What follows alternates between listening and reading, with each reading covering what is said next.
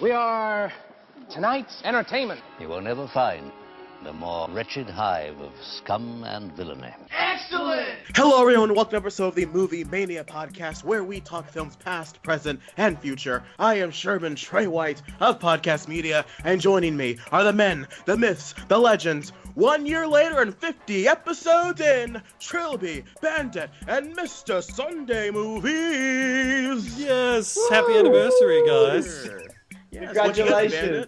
Yeah. We did it. Yeah, all right. All of us together, all four of us were here. We when were it all started. here since September of last year. Funny enough, Bandit, we started our episodes.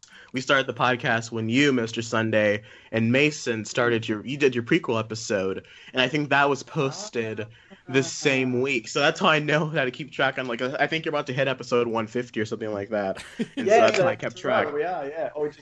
That's how I was able to keep track. Yeah. All right. How So you guys thank been you for doing? joining You guys us, all right? Mr. Sunday. It's awesome. Oh, no problem, man. Thank you. Right, yes, Thank of you course. for inviting me. Yeah, I love well, how you know. I love how our 1 year episode is 50 episodes and not 52, just to highlight how we missed 2 weeks. Just to keep Well, like, there track was, of I our think- failure.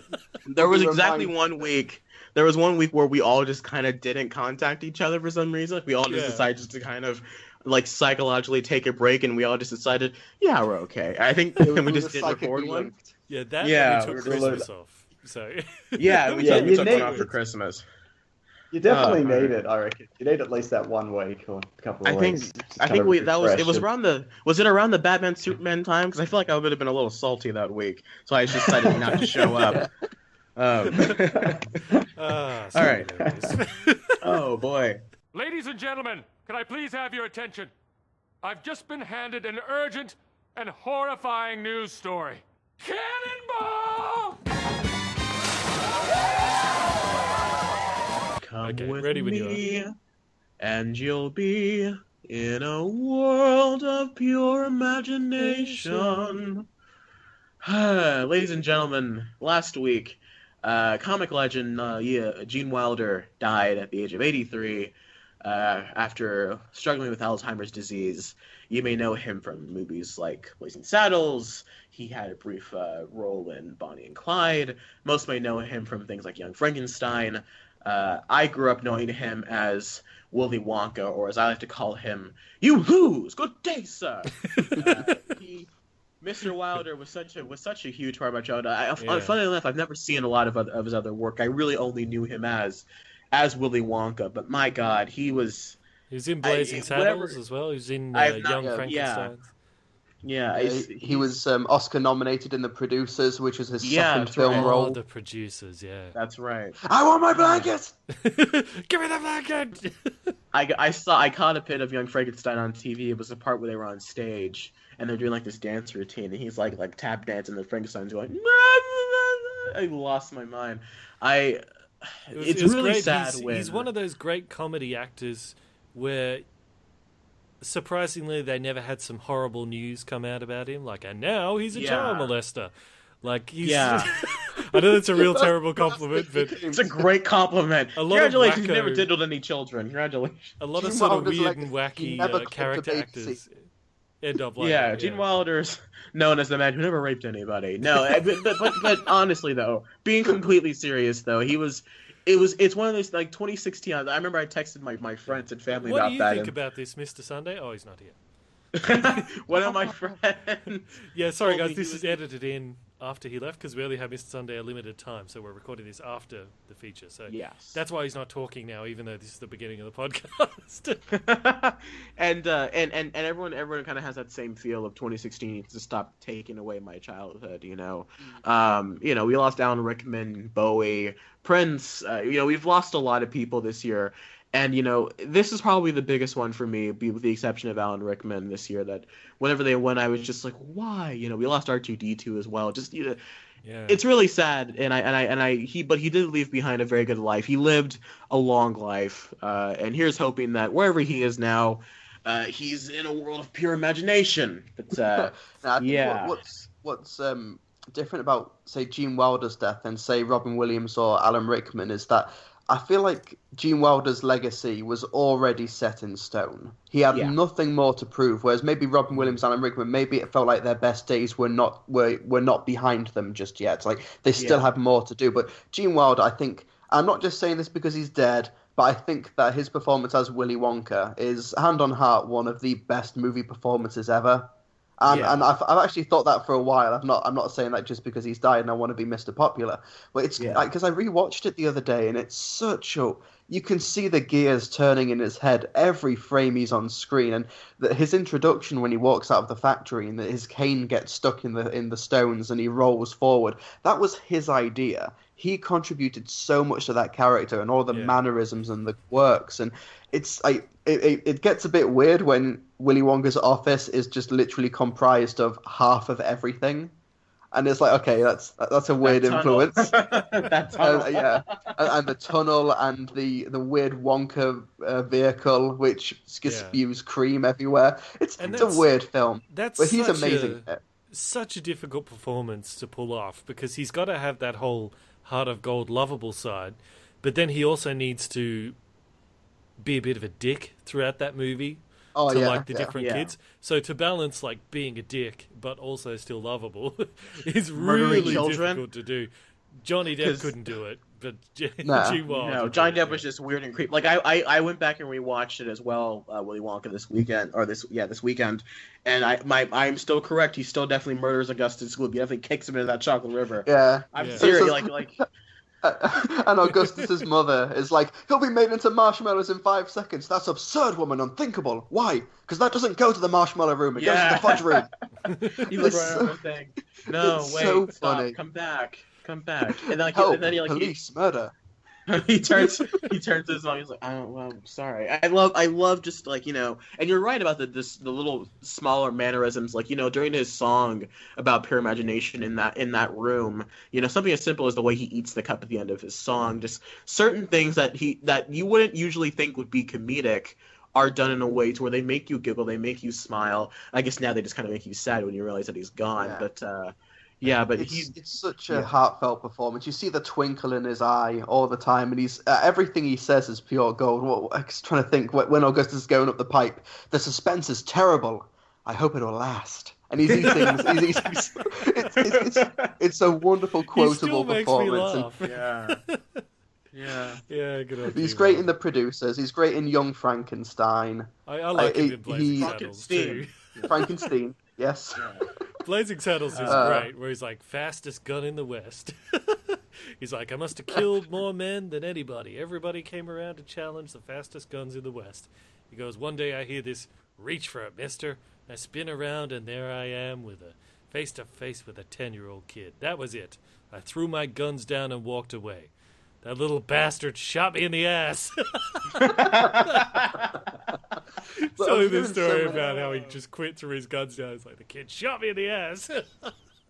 In the wake of his death, you hear all these stories come out, and like I'm hearing, apparently he was like really beloved in the theatre community. I never saw anything he was in or really knew of anything, but sometimes like after a show, he would just go out for drinks with members of the audience and like have a coffee or have a beer and just talk to his fans for hours on end. A really gracious guy. That's great. It's gonna How be rare is that? It's really great that a performance like Willy Wonka will be able to cement him for, because that might go down as something like your Wizard of Oz is, in terms of like your classic family films, like, you know, like your Wizard of Oz is your Mary Poppins of classic films that you're going to be able to show anybody, you know, presumably especially children in, you know, 20 years, 30 years of the future. I'll be able to show my children, God forbid I have any kids, you know, I'll be able to show my kids and say, oh, let's watch this movie from, you know, 50, 70 years ago at that point.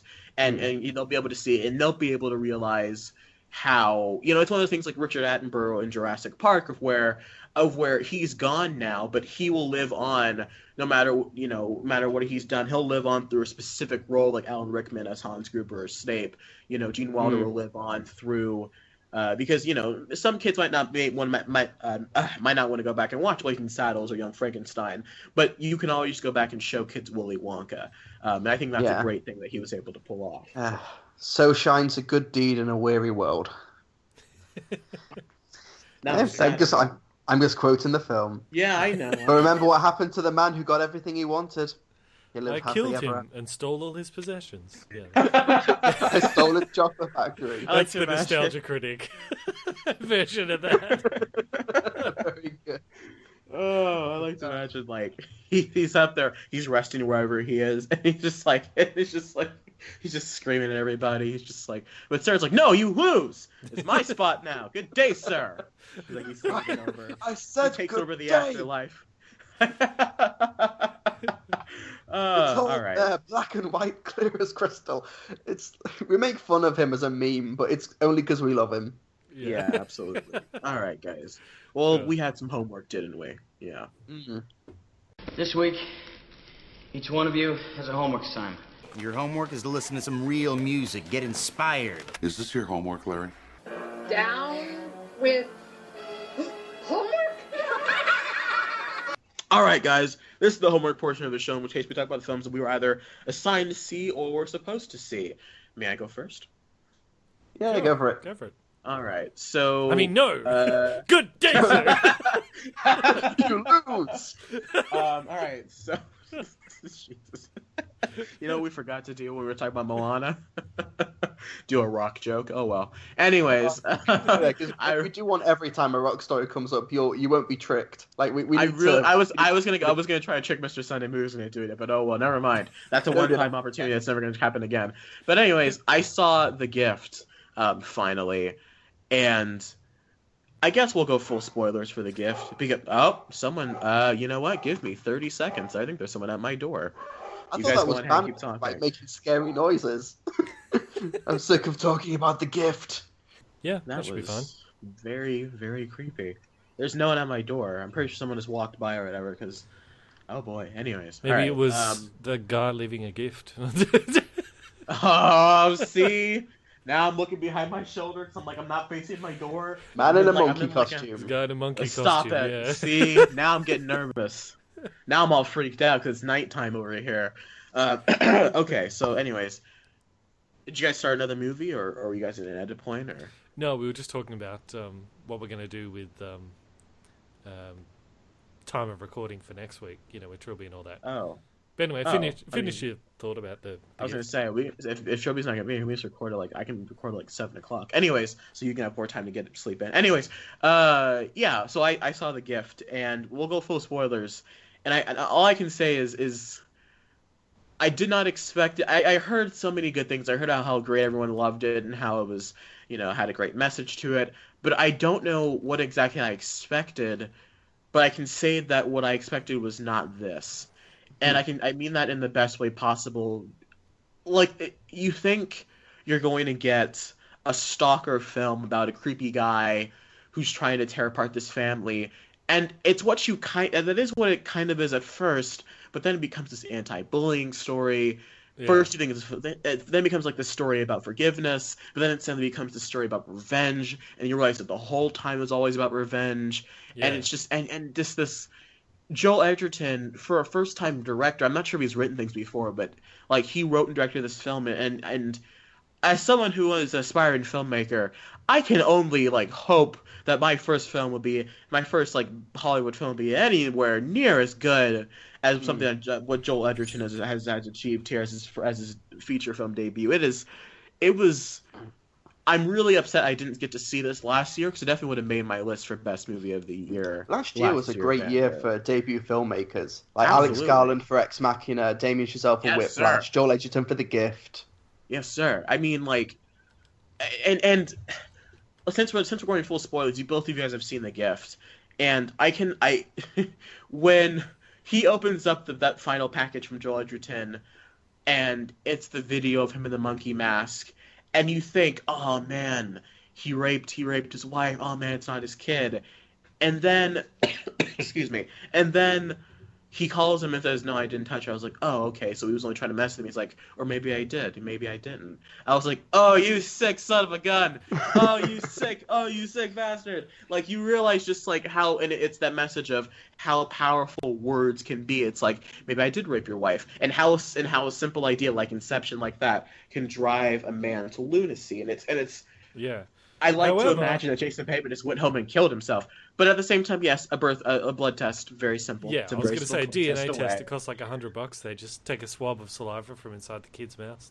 But And it's, they can do I it, think so- it's Still got to wait a few months. I But think just it's more of ignore the that, thought 'cause that it makes that kind of ruins the ending, but it doesn't matter. It's well, fine. no, It's a but great I movie. think the ending isn't about whether or not the baby is his. The ending is about the fact that all this because he was such a douche in school and he never felt remorse about it. Because I feel like if he simply said like what his friend said and he's just like, look, man, I'm trying to move past that. What we did was not okay. Like his old friend was when his wife went and talked to his old friend from school. But no, Jason Bateman, and he's just like, listen, all right, kids are assholes. That's what kids do. And Joel Edgerton's like, oh, okay, so he still doesn't feel like he did anything wrong, even though his dad nearly killed him for pretending that he was. It was like just horrible thing that happened, and Jason Bateman felt no remorse for it. So you don't feel bad for him at the same time. Like, man, it was just my emotions have not been like this riled up after watching a movie in a while. Like I really enjoyed, like I don't know, it kind of just left me speechless when I was over. I was like, what a fantastic I thought though, movie. like watching it, like when the guy shows up, like early on in the story, like up to a point you see where he genuinely doesn't hold a grudge against the guy for like bullying him as a kid, and it's like at the dinner scene where he's like, I'm very happy for you, but he says that like 4 times, and by the 4th time he's like, yeah, I'm very happy for you. It's like, okay, this is I put it on that weird. point of like Simon says, it's like Simon says, hot wife, nice house. You know, it's just like, oh yeah, no, he feels, oh yeah, because you can show totally like Gordo's living this even life. then, like when he's showing up and like giving them like gifts and stuff, you're like, I think he's okay. But you know, then when the guy starts, we've all again, had that's creepy when- neighbors who are just a little too friendly. There are people like that in the world. That doesn't mean that they're bad people. And I think the best thing about this is that I never talk to my neighbors. I'm like, they might be wonderful, but if they are not wonderful, I'd rather just not meet them at all. you either get a Gordon or a guy from the Lovely Bones. It's just like, in terms of like creepy neighbors. No, but it's one of those, or you step on their dog. It's one of those things of it really. Joel Edgerton really stepped his game. Like I'm really like, I don't know what he's doing next as a filmmaker. I really want to see what he does next because my God, like this is. Oh, I really enjoy this. I'll go 9.5 out of 10. I really like this movie. I kind of want to go back and watch it again. So, Sure. yeah. Well, my homework that you guys gave me a while back was to watch The Sixth Sense, which I'd never seen before. And yeah, you know, watching this, I know this is kind of weird because it's a Shyamalan film, but watching this, I was like, you know, Bruce Willis is a terrible actor. He really is. I mean, I know it's a Shyamalan movie, so all actors suck in Shyamalan movies. Like, what? No. That's not true. But that's not but true Bruce at all. Willis, he's awful. He's truly awful. Ugh. Like, was he ever good? Were we just kind of fooled somehow? I don't know. Have you seen Die Hard? Have you seen Pulp Fiction? Yeah, but even when you think about it, like, just go back and watch Sixth Sense. Like, he's so monotone and emotionless and all that. And again, I know everyone's like that in Shyamalan movies, but it was kind of like watching him, I'm like, you know what? He's always been terrible. I'm only just now realizing it. Like, even in Die Hard, he's good in Die Hard. I don't know about that. But He's Pulp great Fiction, in Die Hard. He's just, like, he doesn't really act. He's just sort of talking in all of his roles. Well, that's kind of what acting is, but whatever, Bandit. Yeah, but he doesn't I see what you're saying. Like, he's a serviceably decent actor. He reads the script. He's a white guy with a bald way. head. He can be But any he's not- action star he wants. You never see, he's never like, you know, losing himself in the role or anything like those actors. I was like, he's just average at best. I'm sorry Bruce Willis isn't a thespian, Bandit. I'm very sorry for you. I think he was just lucky enough that Die Hard was a big hit, so he could just continue with super generic acting for the rest of his career. And only now that he's been exposed as a massive jerk, everyone is like, we don't like him. But have you seen Unbreakable? Have you seen Unbreakable? Have you seen Unbreakable? Yeah, and he He's really continues good with in the that. same boring thing in that. I'm not going to be able to sway you, so never mind. I mean, that's a good movie, but what's his acting in that? speaking. He goes to the be Queen. fair, that is Samuel L. Jackson's movie. Yeah, he Samuel steals Jackson's it from great, Willis yeah. completely. But just because he doesn't do a performance that isn't necessarily steals the show, that's like saying that Christian Bale doesn't. Hold on, let me finish here. That's like saying that Christian Bale isn't a good actor because he doesn't steal The Dark Knight. I'm like, well, that's just because Heath Ledger did such a bloody good job. Yeah, but his acting is like Queen Amidala level of acting. That's not true. You know? That's not true. Calm down, I will not Bandit. condone a course of action down. that will lead us No to way. war. No way. But you think I'm good because I was in heart. Die Hard. He's an awful actor. All right, never mind. Anyway, getting back. Sixth Sense. I don't know how you always find a way to do this. How you always find a way to take a good movie and just find something just to completely crap all over. Just oh man. Well, I was just having to go with Bruce Willis. Well, he's not a very good person. I'll give you that much. Our listeners out there, put it on the Facebook. Do you think he's always been a bad actor, and we've just been in love with Die Hard so much we've given him a pass all these years? I want Shazeb Ali on this right now. He's usually our go-to comment on the Visitor post. All right. That's right. But anyway, Sixth Sense. He loves the post. I knew the twist going into it because everyone knows the twist. Yeah, it was fine. I knew it. Fair enough. At least you saw it. That's what matters. All right. It wasn't really that shocking either. People must have seen that twist coming. I mean, it was pretty telegraphed. No. I told you my friend Christian saw it coming. He guessed it like 2 minutes for him. He's like, "Oh wait, is he dead?" And he's just like, they just kind of have. He's just like, "Oh yeah." I mean, and it's like no one ever talks to him. So no one ever talks to him. And it's weird. Like you can't say that the twist wasn't seen coming if you know the twist going in already. You know what I'm saying? Like, I'm sure if I go back and watch The Gift, I'm sure I can find out that there's going to be, like, you can see that, oh yeah, obviously this twist is going to happen now because I know how it ends. It's one of those things of you had to be there. So I don't know. I don't think that's a valid criticism. Well, it's like Red Letter Media says with, I think after Earth came out, Red Letter Media were like, what happened to M. Night Shyamalan? They're like, I think he accidentally made a good movie with The Sixth Sense. So he's made a couple of good movies. I quite enjoy Unbreakable. Well, he's on his way back now. All the best to him. But it's like, I think this movie, like, people liked it because of what the twist is. The fact that the actors don't act like human beings kind of serves to help this movie. Because, like, people don't talk like normal human beings. They don't interact the way normal human beings do, which helps to sell the whole thing that Bruce Willis is not dead because people don't talk or react to him the way they normally do. But nobody does in Shyamalan movies. So no one really talks normal to Christopher Nolan movie. That works. You don't crap on Christopher Nolan for saying that no one talks like that in the real world. You don't watch an Aaron Sorkin written script and say, everybody craps on Christopher Nolan for the way. Hold on. The only person I know that craps on Aaron Sorkin is Nick Mason, and that's because he feels like no one talks like that in the real world, which is true. A movie like Steve Jobs or The Social Network or is it West Wing that he wrote? Like people don't crap on the brilliant writing of Aaron Sorkin because people don't talk like that in the real world. It's what you establish in that universe is how people speak. So if people talk like that in Shyamalan's movies, that's not really necessarily a weakness. It's just a style that he does. Anyways, I'm not trying to defend Shyamalan. I'm just saying. Like, it works in Sixth Sense because it helps to sell that whole thing of, the twist and all that. But yeah, I think people have got sick of that after a while. Like, I got frustrated with it in The Sixth Sense as well. Like, I was like, there's all these awkward pauses in Shyamalan movies. Like, someone will come up and say, hello, how are you? And the person waits like 20 seconds before they turn around and go, hello. And I'm like, speak!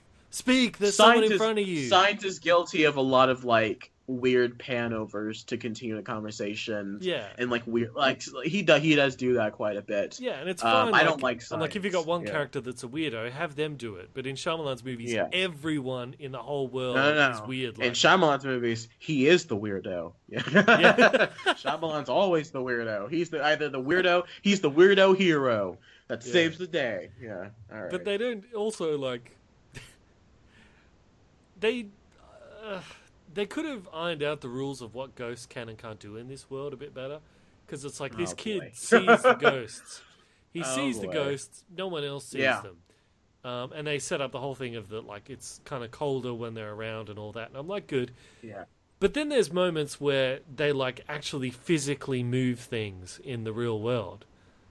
And I'm like, I don't know if that works in this universe, because... I honestly don't think that's the point of the movie, but Well, like, it's one of those things. It's one of those things of like, if he can see the ghost and sees them how they died, then why does he only see Bruce Willis dead on a bed? Why is it that he sees him walking around and stuff? But it's one of those things of like, I mean, the more you sit back and think about it.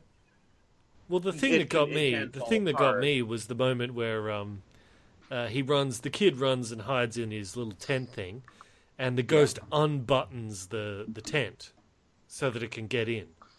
And I was like, she's physically taking the pegs off, even though she's a ghost. Shouldn't she just appear in there?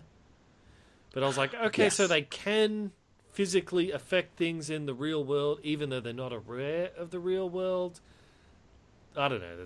I'm nitpicking. Maybe you shouldn't watch Kubo and the Two Strings. I really need to emphasize that fact. If you ever do watch Kubo and the Two Strings, understand that you're going to have questions and know that's not the point of the movie. But anyways, what would you give it out of 10? It was. I'd give it like a 5 or 6 out of 10.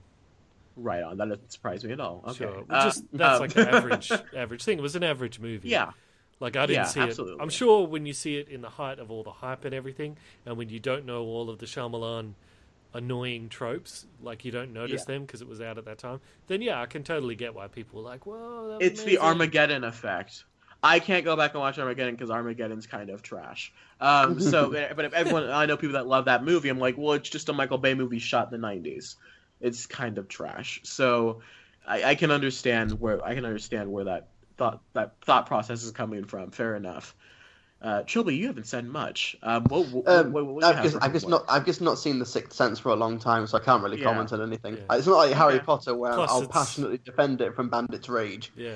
But, Besides, it's 3 a.m. where you are now, so...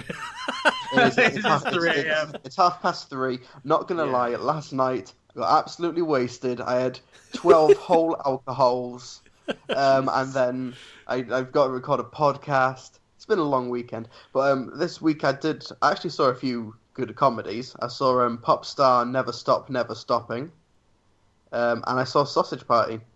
Yay! Oh, you saw Sausage Party. What do you think? What do you think of Sausage Party? No one cares about Popstar. I mean, Sausage Party, I thought was all right. I thought it was I'm okay. trying to help you out. Yeah. I'm trying to help you out. It's almost 4 a.m. over there. All right, we gotta run through this here, okay?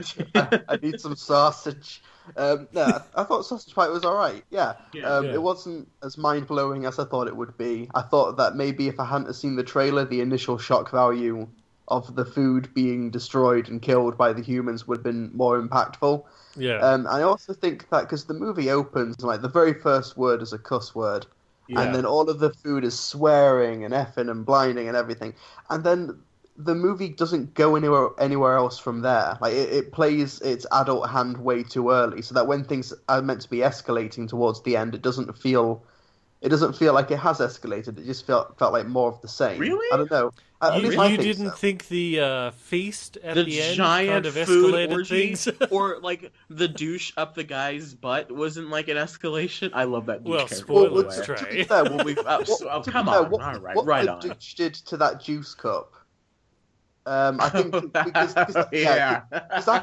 once he's done that, and then when he does the thing to the store manager later on, my god! it felt like that happened.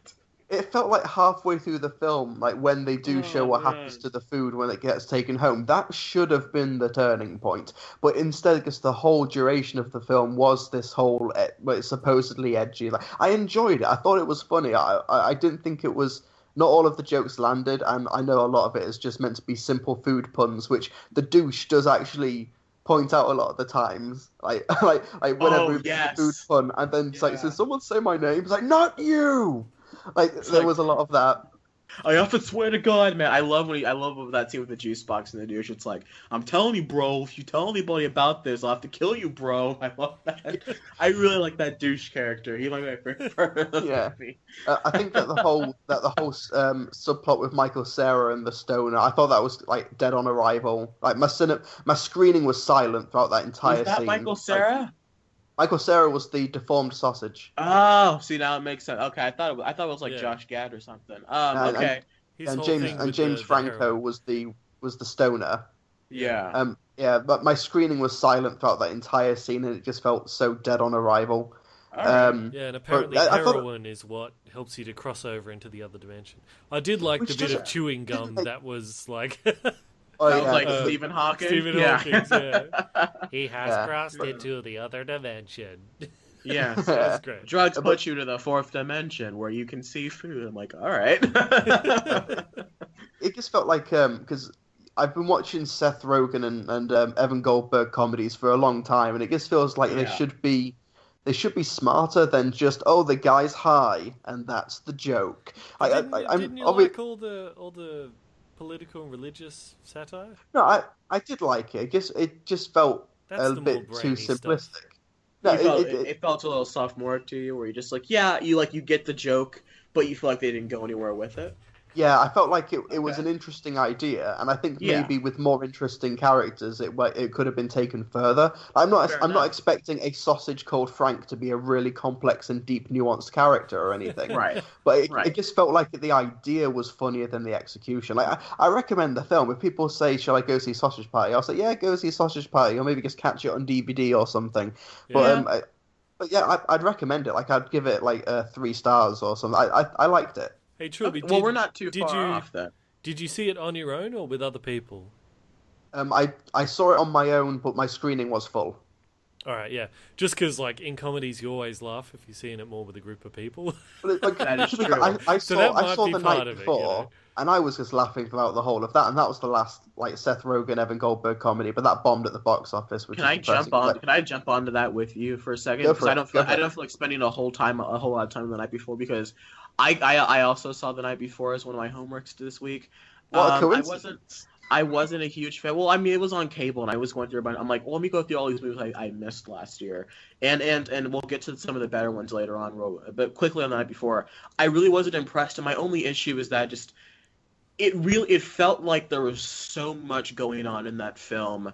It really felt like it didn't have a streamline to it. It felt like certain things were happening out of order, and it kind of confused me to the point of, I'm like, oh, okay, so this character's supposed to be doing this. Oh, Anthony Mackie's doing this, and there's so many different subplots, and oddly enough, it got very convoluted for a Seth Rogen comedy. But I think that's because Jonathan Levine, like the same guy did something like 50-50 that Joseph Gordon-Levitt movie about where he has cancer, which is a comedy, but it has a lot more heart to it.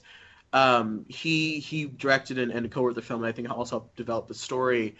And I think that he worked with Seth Rogen on this film, and I think Seth Rogen brought a lot of his sensibilities to it. I think that pretty much everything at that party, with like James Franco and everything, spoilers, it really makes the whole film for me fall apart, because I think there's a good movie in there. I think it just got bogged down by the other movie. It's either a really funny Seth Rogen comedy or really interesting, heartfelt Jonathan Levine dramedy, and they don't blend well together. It's like saying, you like ice cream? You like pizza? Yeah, let's put them together. No, let's keep it separate. I don't know. I wasn't a fan. I'll go like 5.5 out of 10. I really wasn't a fan. I gave it 4 stars when it first came out, but I don't remember much about it. It's not had much staying power. I remember really enjoying it. I just don't remember that much from it now. I'll give you this much. Michael Shannon's great as Mr. Oh, yeah. He is great. He's like, get out of my car, man. I love Michael Shannon. It's nice to see him in a role like that, yeah. Okay. But I did see something else I think I really need to talk about.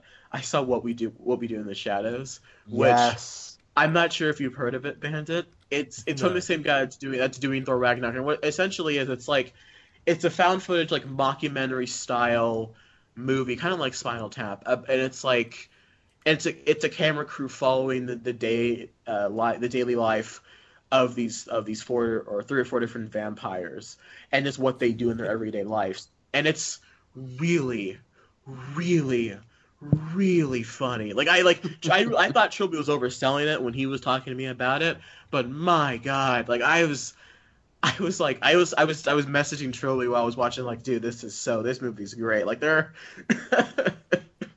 I was thinking about it right now, and essentially it's a camera crew following these 4 vampires kind of live their life and turn other people into vampires, and werewolves are in it and stuff, and it's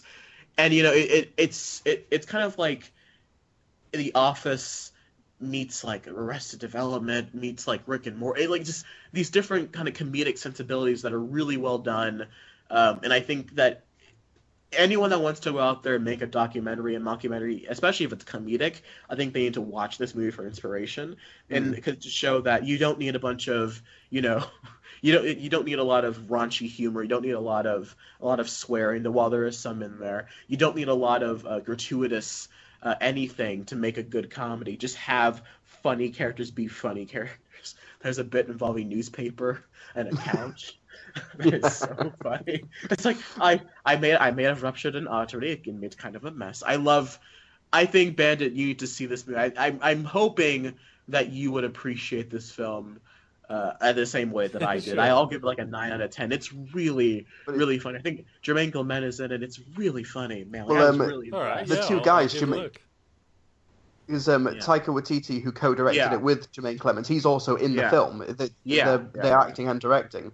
And it's so interesting how this guy is going to do Thor Ragnarok. These two films should not be compatible, but I mean, I'm really curious about it. But to have Taika Waititi style with the Tom Hiddleston comedy that can be Loki sometimes, just makes me so excited that we're gonna get some subtle kind of British-ish comedy. I'm so ready for this movie now. Thor Ragnarok just went from being my 4th anticipated movie in the Marvel Universe to 2. I'm really excited for this movie now. But once Waititi's done with Thor Ragnarok, he's going to be doing a sequel to this, which is because there are some minor characters who are werewolves in the film. They only get a bit of screen time, but they're going to be doing a sequel called Werewolves, as in WE''RE wolves, and it's going to be both of them. So once Thor Ragnarok's done, we can look forward to Werewolves. Dude, Stu, Stu's I love just Stu. It's you need to leave, but Stu, come on back if you. Oh my God, so this movie's really funny. So is this out in cinemas now, or has it been out for No. a while? It's been out for a year or two. You can probably find it on demand, on cable, or you can probably chat it if you can find it. So it's not on on Netflix? Or? Oh, it might be on Netflix. Right, that's how I watched it in the UK, but it hit the festival circuit in 2014, so you can definitely get it on DVD, but you may find it on maybe Amazon or Netflix or something. Yeah, check it out, and that doesn't just go to Bandit, that goes to all of you guys. Speaking of Netflix, probably should have mentioned this in news. They have confirmed Stranger Things Season 2 will come out this year. I forgot to put that. Oh man, yes, yeah. I'm so excited. Oh man, I love it because you know how at the start of that season they're playing Dungeons and Dragons and they're like the Demogorgon, and that was sort of the monster. And then at the end of this, they're like, we've got the Thessal Hydra, and I'm like, I wonder what the Thessal Hydra is going to be. My thing, right, is they have the different names. You have to watch that Trilbee. You still have to watch it. They have I do. It's so they good, have different. It's hold on, so they have good. different. They have different names pop up in the trailer, and I like to imagine that those are gonna be the title of the episodes for the next season. Yeah, I think that's what those hints were. Oh, please! Oh my God! Okay, we can't give anything away for Trilbee's sake. Okay, so let's move on. But I'm just thinking of what we do in the shadows still. What are we? We're werewolves, not swearwolves. Yes. Hey man, it's like Finding Nemo. It's hey Mike, werewolves, and it's set in New Zealand, so they all have the accents. Hey Mike, werewolves, not swearwolves. I love Nick the vampire. Oh my God. Choice, bro. Peter. Yeah. Peter might be my favorite. Oh my God, Peter was great. Okay, it's Nosferatu. Anyways, okay. The way to do a New Zealand accent is you speak like an Australian, but you don't you keep your teeth clenched while you're talking. Hey, bro, how's it going? That's how it is. That's New Zealand. That's pretty much goodbye, our New it's Zealand bliss, isn't it? Yeah. Yeah, but Bandit has. We've offended the black people. We've offended the Chinese, New Zealander. All right, yeah, we're working our way through eventually. We'll get there. We offend the Republicans. I'm pretty sure that Hillary joke offended the Democrats. I think will that leave us with 8 listeners left? No one's going to know that Hillary joke. That happens later because we're editing this in after. Ooh, foreshadowing. There's some wibbly wobbly timey wimey guys. Yeah, that just leaves the atheists, guys. I think that's it. Did you guys see anything else? Because I saw a couple of other things I want to talk about. I never talked about Popstar, Never Stop, Never Stopping. All right, go ahead. Which I thought it was a pretty good mockumentary. I thought it was funny. I feel like it could have been a lot more mean-spirited to the pop industry, because I don't know if you know anything about the pop industry, but that is an absolute racket and just one of the worst, most corrupt industries in the world. So it's kind of like. Did you hear about Chris Brown this week? Oh my god! Exactly. Oh, like it's meant to be like a whole Justin Bieber parody, but I feel like this movie should not have had a happy ending. But the movie just contrives a happy ending no matter what you try and do. But I thought it was funny. Never. Popstar, Never Stop, Never Stopping. Popstar, Never. Hang on, I gotta write this for the. Yeah, you gotta write that down for Ben. It's gonna be. Popstar, Never Stop, Never Stopping. The parody is the title is a parody of Justin Bieber, Never Say Never, and you've got Andy Samberg as this Justin Bieber type who he was a musical prodigy when he was a kid, and then he gets swept up by the music industry. He starts a group band, and then he goes solo, and he hires a documentary crew to follow the release of his second album, which absolutely flops and bombs, and he's trying to get his career back. And it is really funny. It's from the guys who do The Lonely Island, if you've heard them. You know, Dick in a Box, Captain Jack Sparrow, Jizz in My Pants, stuff like that. And it is really funny. And you get so many celebrity cameos from like Adam Levine, Snoop Dogg, 50 Cent, Mariah Carey, who gets one of the funniest lines in the film, Pink, Ringo Starr, Simon Cowell. It is just full of a who's who of the music industry. And yeah, Michael Bolton has just a scene-stealing cameo because he's with the Lonely Island guys. He did Captain Jack Sparrow.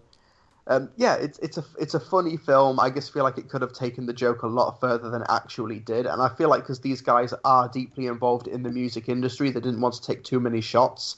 And it does feel restrained in that regard. It would be like if us three did a mockumentary on podcasters and we made fun of Mr. Sunday Movie so that he doesn't guest with us anymore. It's kind of like that. I'll do it. Yeah, well, Trey, you're young. You have your whole life ahead of you. Nope. Let's rip podcasters range. First up, Kevin Smith. No, I'm kidding. Podcast, never stop, never recording. All right. Well, thank you for that. It was good. Trilbee. It was okay. Okay. Well, tell you what. I saw a couple of other things. I saw like 6 or 7 movies this weekend, so I apologize. I'm gonna try to run through this as quickly as possible. We've got 7 things already for the homework section. Do we really? No, we don't have 7 Well, this already. is going to be 7. Is it really? Okay. Yeah, we've got right, The Gift, Sixth Sense, Sausage Party, What We Do in the Shadows, Popstar, Never Stop, Never Stopping. I'm skipping Stranger Things 2 because we only talked about that for a bit, and now there's going to be another one. It's like, okay. How about we just do a lightning round? Trey gets 30 seconds for each film. Ooh, okay. Only if you guys can time me. All right, tell me when to start. Wait, give me a second. I will time you. I'll just get my phone. Okay, I can do this. Okay, I know which one. I know which one I'm gonna start off. You're gonna brace yourself, yeah? This will be fun. Wait. Let me get a swig of water. Okay. Okay. All right. I got you. Okay. Right. I will let you know when your 30 seconds are up, and then you move on to the next film. Yeah. Okay. Okay. 3, 2, 1, start.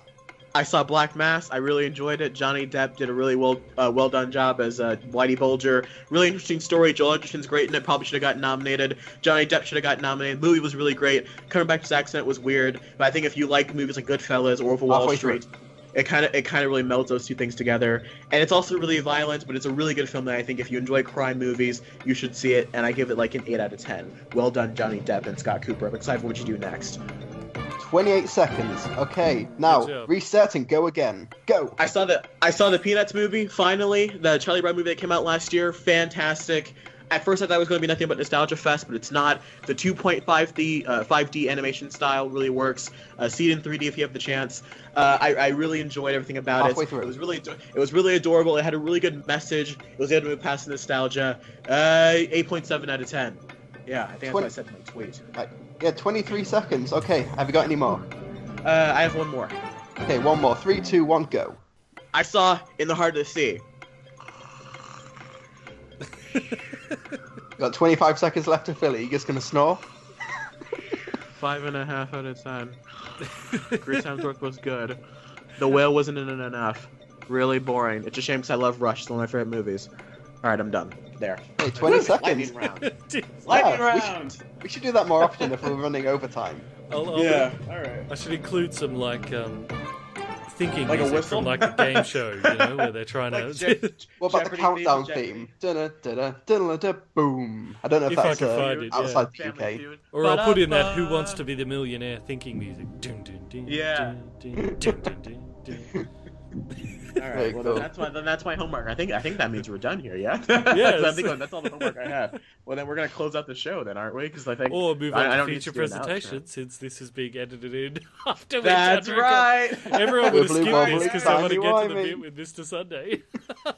Everyone will skip this. All right, guys, let's get to listener question. You know, the best part about this, not listener question, the best part about this is that people are going to look at the timestamps and it's going to be like, wait a minute, 10 minutes, 30 seconds, 30, 20, what happened? And like it's like these weird, like, and they're like 30-second clips they're going to be able to skip through. All right, guys, feature presentation.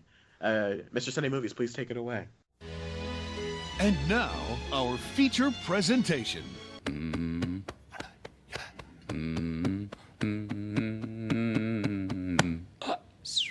All right, guys, this is the feature presentation. We're going to take a look at some of the most anticipated upcoming films of the fall/summer, spring season of 2016. I'm not sure what the temperature's like over there in Australia. Anyways, let's start off Pretty with... shit. All right, so you get Sorry, one, guys. right? You get one. Everybody gets one swear word per podcast. Oh, okay, damn it! I would have saved it. Yeah, you I would have just saved swear, it. like... Fantastic Beasts. You hit the mute button way too early. I'm saving mine for Birth of a Nation. Okay, tell you what, because... It's gonna be Okay, a fun so... one, I know it. Oh boy. So yeah, Magnificent Seven does come out this month in September, but I want to briefly touch on a film that's going to drop. I believe it's next week here in the States, and that's Sully. Based, it's the new Clint Eastwood movie starring Tom Hanks about the miracle on the Hudson, and what was like 10 years ago, something like that. I'm not sure if any of you have heard about it. What do you guys think about the film?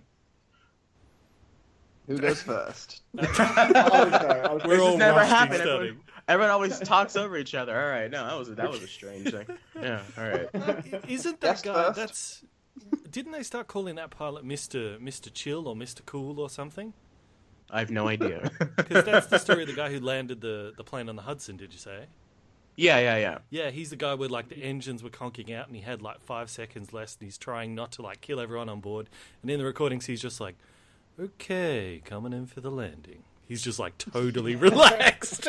Yeah. Okay, we're all about to die. Well, it's kind of like Denzel Washington in Flight, except he wasn't drunk, or maybe he was. We'll find out in the movie next week. Yeah. What about you, Trilbee? Any excitement for this movie whatsoever? Yeah, we get this in December. But I'm looking forward to it. Like, I'm not a big fan of Clint Eastwood's last film, American Sniper. We talked about it last week. But actually, this looks really good. I love Tom Hanks. Even his more mediocre films, I get some sort of enjoyment out of, like that Hologram for a King. Cloud Atlas. Cloud Atlas. You're the one who saw that. You're the one person. One person. Yeah. But I'm wondering, you're going to get the plane sequence maybe in the first 20-30 minutes of the film, and then what's going to happen for the next 60-70 minutes. That's what I'm looking forward to the most, because I don't know what this untold story is. Yeah. So it'd be interesting seeing how they conspired against this guy who, for all intents and purposes, would be a hero, but the airline's like, no, Mr. Cool is Mr. Death, or something. I'm assuming that was the slogan. This summer, Mr. Cool is Mr. Death. Yeah, well, they shot most of This it was in, a really they weird shot it movie almost to in- start this segment out of on. I just wanted to movie briefly that touch none on of us it. know Jesus about. Christ. Listen, I just wanted to briefly touch on it. I didn't want to skip it over. We'll jump to Magnificent Seven. It comes out to turn 26. Bandit, why don't you talk about it? What I thought. Well, Mr. Sunday's, I guess. Why don't we say Mr. Sunday? What's your most anticipated movie of the summer? Maybe you can start with that. Of the fall-winter season. Because nobody cares what we have to say. They want to hear Mr. Sunday. They really do. So for me, well, it's obvious for me, like Rogue One. But if not Rogue One, I would say Magnificent Seven, which is like, even though it's a remake, but the original Magnificent Seven is a remake, so it's not too fussed by it. But it's got an amazing cast. It's got a great director. The trailers look fantastic. I don't know. It just looks so dynamic, and everyone's kind of bouncing off each other really well. That's kind of what stands out to me. It looks funny enough, it looks like a poor man's Hateful Eight, but in the best way possible. Because I feel like the Hateful Eight, but it's like the Hateful Eight was kind of more this kind of long, epic Tarantino Western where it felt like a Western of the olden days. But this one feels like, a Western of the olden days filmed in 2016 with the 2016 sensibilities. Yeah. And so I think that's why Antoine Fuqua, who did Training Day and The Equalizer, he's going to be able to bring his sense of style and coolness to the film. I am honestly, through looking at this entire fall movie preview, I am really excited for Magnificent Seven. You brought up Rogue One. We'll get to that later on, but and we talked about this like last week or 2 weeks ago. I'm not as excited for Rogue One as everyone else seems to be, which is weird because I'm like the biggest Star Wars fan on the podcast. I guess I know, but you're here now, so I don't know. I guess you don't. Well, it doesn't sound like you are. No, a true fan would. Sounds like you're a hater, mate. Yeah, well, listen, all right. The prequels are trash. I'll be honest with you. I've only seen 3 good Star Wars movies, and there's been like 7 or 8 of them. So. But as someone who is a Star Wars fan, it's the 2-to-1 rule. There's either 2 good ones and 1 bad one, like in the originals, or there's 2 bad ones and 1 kind of good one. like in the prequels. So here's hoping we get 3 straight good ones in this new trilogy. But I don't know, man. I just rewatched Jurassic World today, and my God, that was trash. Anyways, I'm serious. Like I fell asleep and I woke up and it was on. I'm like, man, this still sucks. Okay. Mr. Sunday, what do you reckon about like with Rogue One in that it's got a main character that's very, very similar to Rey. It's not just because she's a chick. No, she's not. She grew up alone, grew up on the streets. Yeah, all this. Well, that's the thing. They released some information recently about the prequel book, and she's not. She started off. Her family were kind of folded into the Empire to help build the super laser. It's like Game of Thrones. It's like it's kind of like a Ned Stark and what's his face and Robert Baratheon thing of like Krennic, who's played by Ben Mendelsohn, the villain of the movie. Apparently, he told Genosha's father. He said, "Hey, come help me build the Death Star, or help me build this laser thing." And now he's kind of like they feel like they kind of have this debt to the Empire. So no, she's not like Rey. Yeah, it's different, Bandit. It's different, Bandit. Sorry. But that to be fair, that information just came out like last few days ago. But you mentioned, do you know if they still have the prequel comic coming, Mr. Sunday? Because I know they canceled that a while back. I think that's what they went one or the other, and they went the book, or maybe they changed it to the comic to a book. But I'd rather read a book, if I'm honest, than I'll be honest, I don't like reading books, but anyways, because books are for nerds. No, that's true. I forgot. Oh no, you've been outed. Yep. Okay. I saw Mr. Sunday on your podcast. You were talking about the whole thing of that maybe she's the TIE fighter who clips him. Darth Vader in the trench run. That's the thing. I don't actually believe that to be true. That was a theory that was sent in, and I get people like, "You're an idiot. You don't know anything about Star Wars." I'm like, I didn't say I believe it. I just said this is a theory that I find interesting. Yeah. Well, because I was thinking, the Doctor Strange, the Black Panther video you put out, Bandit. Yeah. That cost me a lot of subscribers. A lot of people unsubscribed because of that. Really?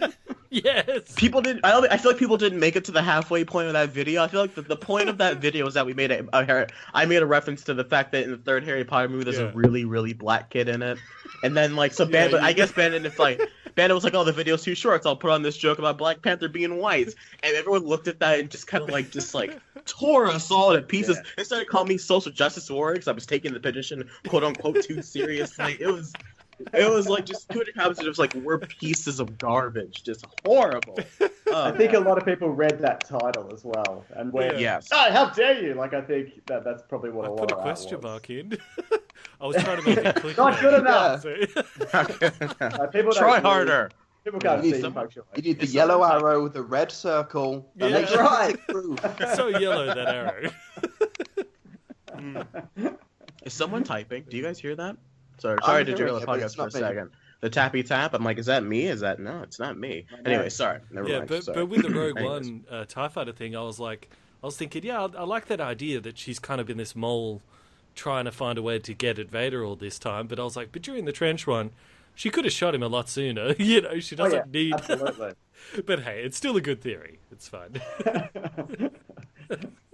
I don't think she's making it out of Rogue One alive, I'll tell you what. I think maybe only 2 people are getting out, and that's the droid and what's his face? The black guy, Saw Gerrera. I think he's the only one that's going to make it out. I don't know. I think like pretty much everyone's getting wiped out. I would love Vader. Vader's going to kill probably 5 or 6 of these guys. I think that's my theory. I think Vader's going to kill Saw Gerrera because they had a relationship when he was Anakin Skywalker. I think he's going to figure out who it is, and then Vader's going to kill him.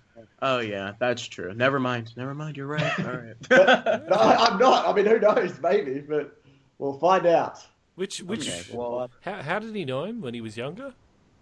In the Clone Wars, he fought Vader. Anakin trained him. I haven't seen the episode. I've just read the synopsis. Oh, wow, that would be cool if he kills him. If he's like, you're the last of the Jedi I have to kill, sort of thing. I like to imagine that noise we just heard was Mr. Sunday's like red tape wall falling over. Like he has this giant like theory wall of like Marvel, DC, Star Wars, and like a gust of wind just came in. Someone opened the door and it all just fell over. That's what we just. So connected. Like that Patton Oswalt. The wall of everything he missed in all of the trailers. So much stuff missed. 5,000 things, but so many Deadpool references. Yeah. Can you guess how many references I put in the video? I still don't understand how you make those videos so quickly when the trailers come out. I'm like, you must watch those trailers millions of times over. I really don't. It's a lot of. I'm really good at reading and burning through a whole lot of information at once. Kind of, I'm good at doing like a crash course in something and then spitting something out. But there's always the initial. I watch the trailer and then I'm like, oh my god, I've got nothing. This is it. It's over. Like, I've been rumbled. So like when you go to the movies, the Doctor Strange syndrome.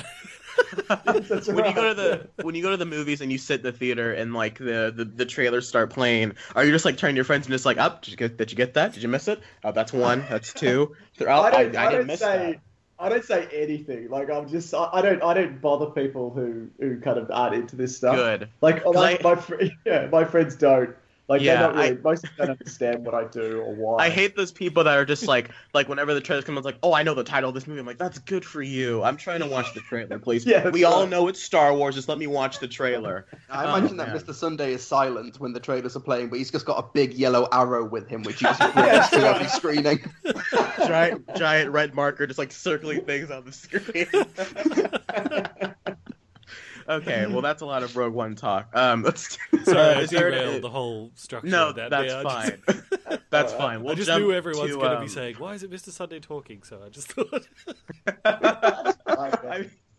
Listen, everyone, all right. Shut up about it. He said it, not me, guys. All right, don't quote me on it. Okay, sure, Trilbee, let me ask you. Sorry, go back. Trilbee, let me ask you: Is there a film that, since we're just going to jump around here, is there a film that you're most looking forward to in the upcoming months of the rest of the year, besides Rogue One? There's a few awkward release date changes. Like Assassin's Creed is now a January film in the UK. So is The Founder for here in the US. They moved to January. That's strange. But we've also got Kubo and the Two Strings this Friday. Oh yeah, you're about to see that. It's great, man. I'm excited. Yeah, and we've got Don't Breathe on Friday as well. Yeah, stuff to watch that. And A Monster Calls has also been moved back to January. This is really annoying. Can we talk about A Monster Calls? Do you want to talk about A Monster? I'm okay with that because I'm really looking forward to that. Let's go for A Monster Calls. I'm looking forward to that, although that's January in the UK.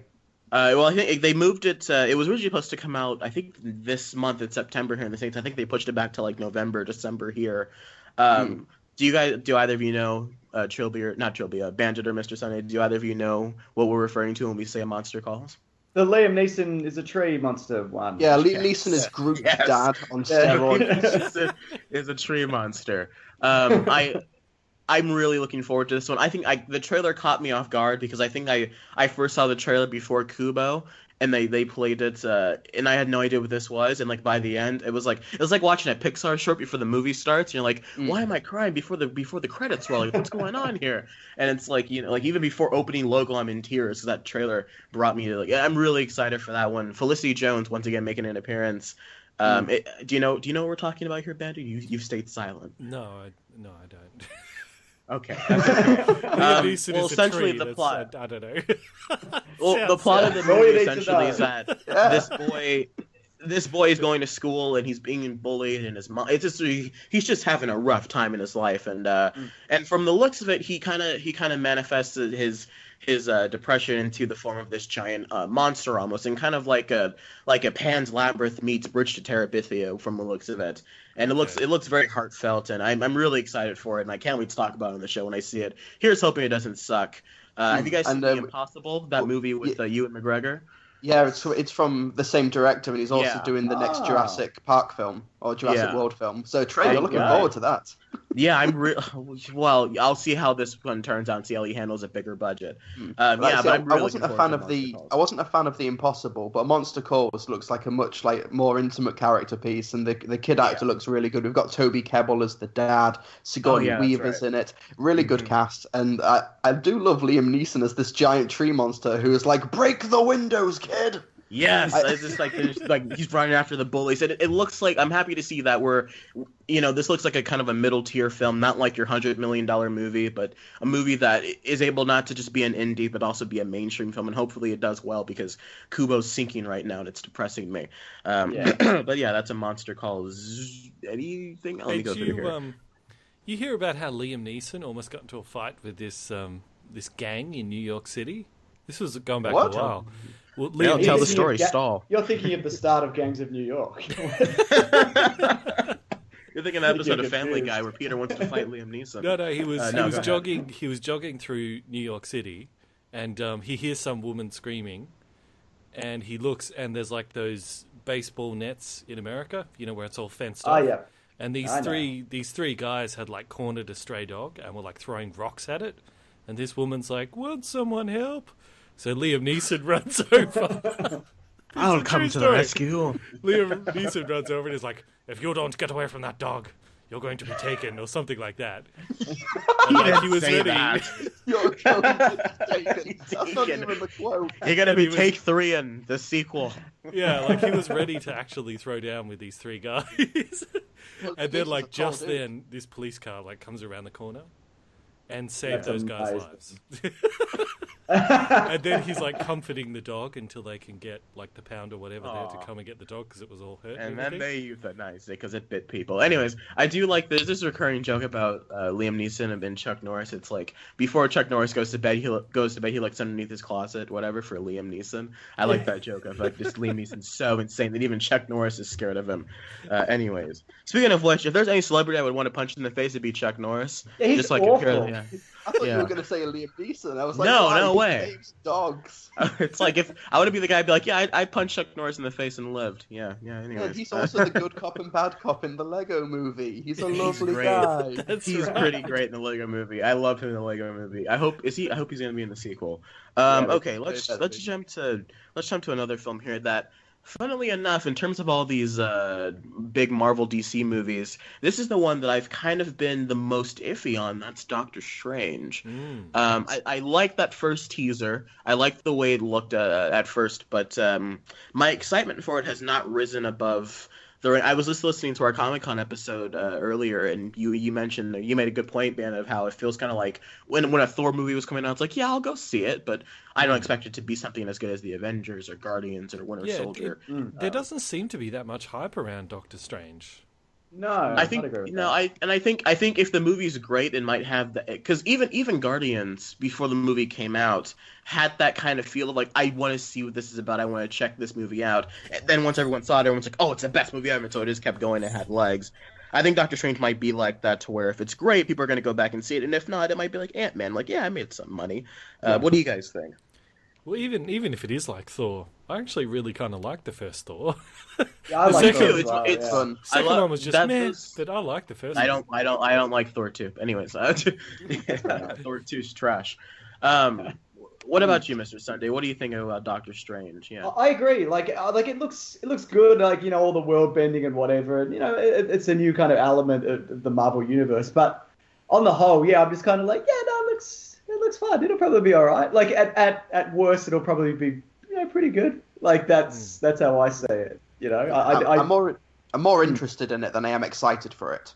Yeah, sure. I probably agree with that. Yeah, but you're right though. I wonder, in the sense, like, will it resonate with audiences? You know, that there's. You wonder which way it's going to go. I think it'd be probably closer to Ant-Man than it would be a Guardians in terms of money making. But if it's you never know. Because I have faith in Scott Derrickson. Yeah, because like Derrickson is able to. I think the way I think.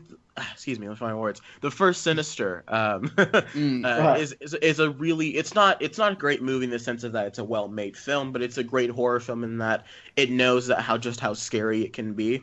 And I think that if Scott Derrickson brings those kind of sensibilities to Doctor Strange, at least I thought he was. But they just announced they're going to bring on Dan Harmon of Community and Rick and Morty fame to do some rewrites for Doctor Strange, which kind of worries me because I'm like, just let Derrickson make the movie he wants to make, but whatever. So I was hoping that they were going to let Scott Derrickson make, you know, a weird horror-esque Marvel movie, because that's something different. And I think at this point, Civil War was great, but it did feel like an Avengers movie. And I think Marvel right now needs to differentiate themselves from the rest of the superhero fluff that is happening right now. Because we were talking about that a couple weeks ago, Mr. Sunday, about how 2016 was like the C- of like school papers. Of how like and like people just weren't trying, and now they're finally getting punished for it, and so I'm hoping that Marvel will step their game up. But it does feel like that, doesn't it? The people, like, audience are finally going, you know what, we don't need to see Independence Day 2. Like, exactly. you pushed this a little too far. Yeah. And I didn't even hate that movie, but it's not great. You know? I'm not going to see it. I didn't hate it either, but it was just like, you were just like, come on, like it's been this long. You go to all. Who remembers Alice Through the Looking Glass?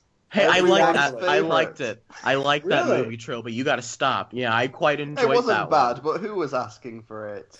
I kind of was, because I liked the first one as well. I think the first one Tim Burton did was pretty good, and then I liked with what's his name, James Bobbin did with the sequel. I really like Sacha Baron Cohen in that film, but we've already talked about that before. Well, that's probably how the movie got made. Tim Burton probably goes, all right, I'll take a look at like the trailer one time for the first one, and like the first comment he sees is from you going, I really hope there's a sequel, and he's like, all right, done. Decision made. Like, let's corner the black market. Tyler Perry's Alice in Wonderland. Right, we're pushing back Miss Peregrine's Home. We're just making Alice Through the Looking Glass. It's a top priority because Trey wanted it. When is that Miss Peregrine's Blood in His Blood? It's September. It's September 30th here in the States. Oh, right. I can look up when it is. I don't know. What do you guys think about that film? Let's talk about that. It's based on a book series, so it's obviously going to make a lot of money, right? Because that's been working lately. What's it called again? It's Mr. What is it? Miss Peregrine's Home. Fantastic something bloody blood. Is that the one for Tim Burton's X-Men? Tim Burton's X-Men. Peculiar Children? Is that the one? Peregrine's Home for Peculiar Children. Mm-hmm. I'd be more excited if it wasn't a Tim Burton movie and I didn't dislike everything he's made since like 98. Yeah. I like Sweeney Todd. Don't you? Okay, fair enough. Don't you feel like this should be a really great and everyone should be really excited for this film if it wasn't for the fact that Tim Burton doesn't seem to care about movies anymore? I never saw Big Eyes, but I've heard mixed to negative things about Big. Yeah, exactly. I liked Alice in Wonderland for selfish reasons. The last one I remember really enjoying was the Sleepy Hollow movie. And I don't even know if that's good. I barely remember it, but that's the last one I was... Christopher Walken. That's right, yeah. No, that was good. I stand by. I don't have a head. I'm a headless horseman. I just want to do that impression again. Well, hey, look. With Tim Burton, I mean, M. Night Shyamalan's even started to sort of make a bit of a comeback as a director, so... I guess you can never totally write out. Like, maybe Tim Burton will come back someday. Yeah, a lot of directors are trying to, make their cut. Like Ridley Scott recently brought himself back to the A game with The Martian, getting himself, some more Oscar talk. He's going to ruin Alien Covenant. I mean, nobody wants the sequel to Prometheus that's actually not I like Prometheus. I think I really like Prometheus. I think it depends on the script for him. I genuinely think, because I think as a filmmaker, I think he's very competent. He's great at like visual and spectacle and scope. But story-wise, that's where Prometheus falls down. I think if the script's tight, then I think he'll be okay. Well, I'm not even. Scott was like the last person brought on board for The Martian. Drew Goddard was meant to direct that, and then Ridley Scott just picked up the slack. So I think he got lucky there. Exactly, I completely agree. I think that's why that movie is as good as it is. I think The Martian's amazing. I love it, but I do think it's less to do with Ridley Scott and more Matt Damon and Drew Goddard's script and everything else around it. We can't sell Ridley Scott short because he was there. He did direct the movie. If we got George Lucas to direct The Martian after Drew Goddard left, we would have gotten a very different kind of film. Yeah. You know, Matt Damon hates sand. Martian sand, it's coarser and rougher than Earth. Ridley Scott is like a more experienced and much more talented version of Zack Snyder. You know, where he does great visuals, he does great world building. He's just, if you get someone else to write the story, it's good. But this Alien Covenant is not going to be good because, like, that's a lot of filmmakers to say that if you get they're great. Oh yeah, they're great at shooting the movie. They're great at establishing the world. They just can't write. Like that's a lot of filmmakers out there that I can think of that are great filmmakers, are just not great writers. Most of them at least hone the story a bit, you know. Or these are directors who don't want to have anything to do with the story. I'll give you that, because just don't touch the script at all. Yeah. All of Zack Snyder's shows movies how interested we are in Miss Peregrine's film. I mean, we can talk about Miss Peregrine. I am genuinely excited for it because I think the effects look cheap, which I think is kind of a good thing. Because maybe that means that the budget wasn't that high, which means that they're able to. But then again, if you give Tim Burton too much freedom, he's going to do like Batman Returns, which is trash. So I don't know. I honestly don't know how to feel about this. I like Eva Green. I like the main actor. I like the idea of this kind of weird Tim Burton-y X-Men. I would read the book, but I don't read books, not anymore. So as that after school makes you read this 700-page book over the summer, I don't do books anymore, unless it's Harry Potter. Speaking of which. Good, nice one. Yeah, thank you. You guys run a tight ship. That's amazing. No, it's never usually. We haven't brought up the term Mary Sue or Terminator Genesis yet, so like that usually. No, we had a good thing going. Like you go back and listen, there's like 40-minute tangents on just everything that's wrong with us. Fantastic Beasts and Where to Find Them comes out in November, and. What do you think, Mr. Sunday? You're a Harry Potter guy, kinda. I am. I really like Harry Potter, but I don't. Then don't talk to Bandit about Harry Potter. Then I don't hate it. Yes, you do. I don't. You hate magic. I'm just watching it as an adult for the first time, not as a kid for the first time. So I'm just noticing a lot of stuff that has nothing to do with anything. You've got to be a kid at heart. I started reading Harry Potter when I was like 24. I think, yeah, 23. like that's like saying, oh, I don't like Star Wars because I'm not a nerd. I'm like, it's not about being a nerd. It's not about being a kid. It's about enjoying good creations. Okay, you're right. I was just trying to be nice. You're right. I do hate it. Okay. And I was trying to be nice. We showed him, Mr. Sunday. We showed him the best ones. We showed him like 3 and 4, and which in my opinion are some of the best ones. And he hated both. So I don't know what to tell you. I think he's a lost cause at this point. So. Oh right. Have you seen the first ones, Bandit? You seen 1 and 2? Yeah. I've seen. We're showing them sequentially too. Yeah. You're doing. Last week was 3 and 4, yeah? That was your episode last week? Yeah. I think from like 3, I kind of like 3, but 4 for me is where it kicks into gear. I think 4 to 7 or 8, I like them all. I think they're all great. I just rewatched 5 because it happened to be on TV and it's still trash, but that's whatever. That's a shit My favourite one is Harry Potter and the Very, Very Black Kid. I love that one. And you're right, Mr. Sunday. 5 is a book about nothing. It's a 1,000-page book about nothing. So you're right. I really like the 5th film. I prefer it to the book. Yeah, me too. That's good for the I mean, I'll give you that much. It is better than the book. But anyways, Fantastic Beasts and Where to Find Them. Yeah. At the beginning of the year, this was my most anticipated film of all of 2016. But now that I've seen 2 trailers for it, I just don't feel the excitement. Like, I'm looking forward to it. I'll be there opening day. I'll be there with my Lupin cosplay and my Gary Oldman wand, which I actually own. That's awesome. I'll be there as a very, very black kid. I'll be Dean Thomas. I'll be one of 3 black kids in Harry Potter. And when people ask you who you're cosplaying as, you give them that reference. With some tea leaves and be like, black can be anywhere, yeah. Yeah, one of the darkest omens of our world. And That's I'm weird. Because we were talking about how black that kid is, and every line of dialogue he says involves that. He's talking about he's the real grim, you black, idiot. you know? He is the mysterious black. Is it Dean Thomas? Is that the black kid? Dean Thomas is one of the other black kids. You see him in other movies, but that black kid is specifically only in that 3rd movie, and he's only in it for like 5 minutes. But when he shows up, it's just like, man. We were talking about this last week because Bandit and Trilbee did bring it up. I was just like, you know what, guys, that guy's really, really black. And like, how many tangents can we have on this? I don't know. Kid? He asked a question, so I was trying to answer it for him. Just I appreciate it. It kind of bothered me. I was like, why is he so black? Why are they gonna? Whatever. This really pseudo-racist thought I had for some reason. I don't know. Yeah. Save the Fantastic racism Beasts for looks Birth good. of a Nation. That too. Before we jump to A Birth of a Nation, let's keep talking about Fantastic Beasts and where to find them. Yeah. Bandit, I'm not gonna go to you. I'm gonna go to you, Mr. Sunday. What do you think? Well, I use my swear word, so I'm gonna say I don't give a damn. No. You can swear I just, if you want. You get a swear. I can't. I used it. Can we really? Can we really? Bandit? Are you giving the okay to swear? Because that's my alarm. Oops. Sorry. Yeah. Okay, well, sorry. actually, No, maybe you're not, okay. since we got the advertiser-friendly rules on YouTube now. So. That's right. Oh, can I use my one swear word for that then? Sure, Please? if you want. Yeah, go for it. Fuck that. No. Bump that. No, sir. Mr. Advertiser Friendly. I can. That really pissed me off. We can Sorry. use Go ahead, wizard Mr. swears. We can use wizard swear. Broomhead. Tubby sucks. Yeah. Has it affected Dragon any of your bogies. videos? Because none of mine have been touched yet. Probably. No. Swear. No, but I think we're not. I don't think I'm a big enough channel to be affected, anyways. But anyways, just God. None of mine have been touched because I'm apparently in league with the SJWs.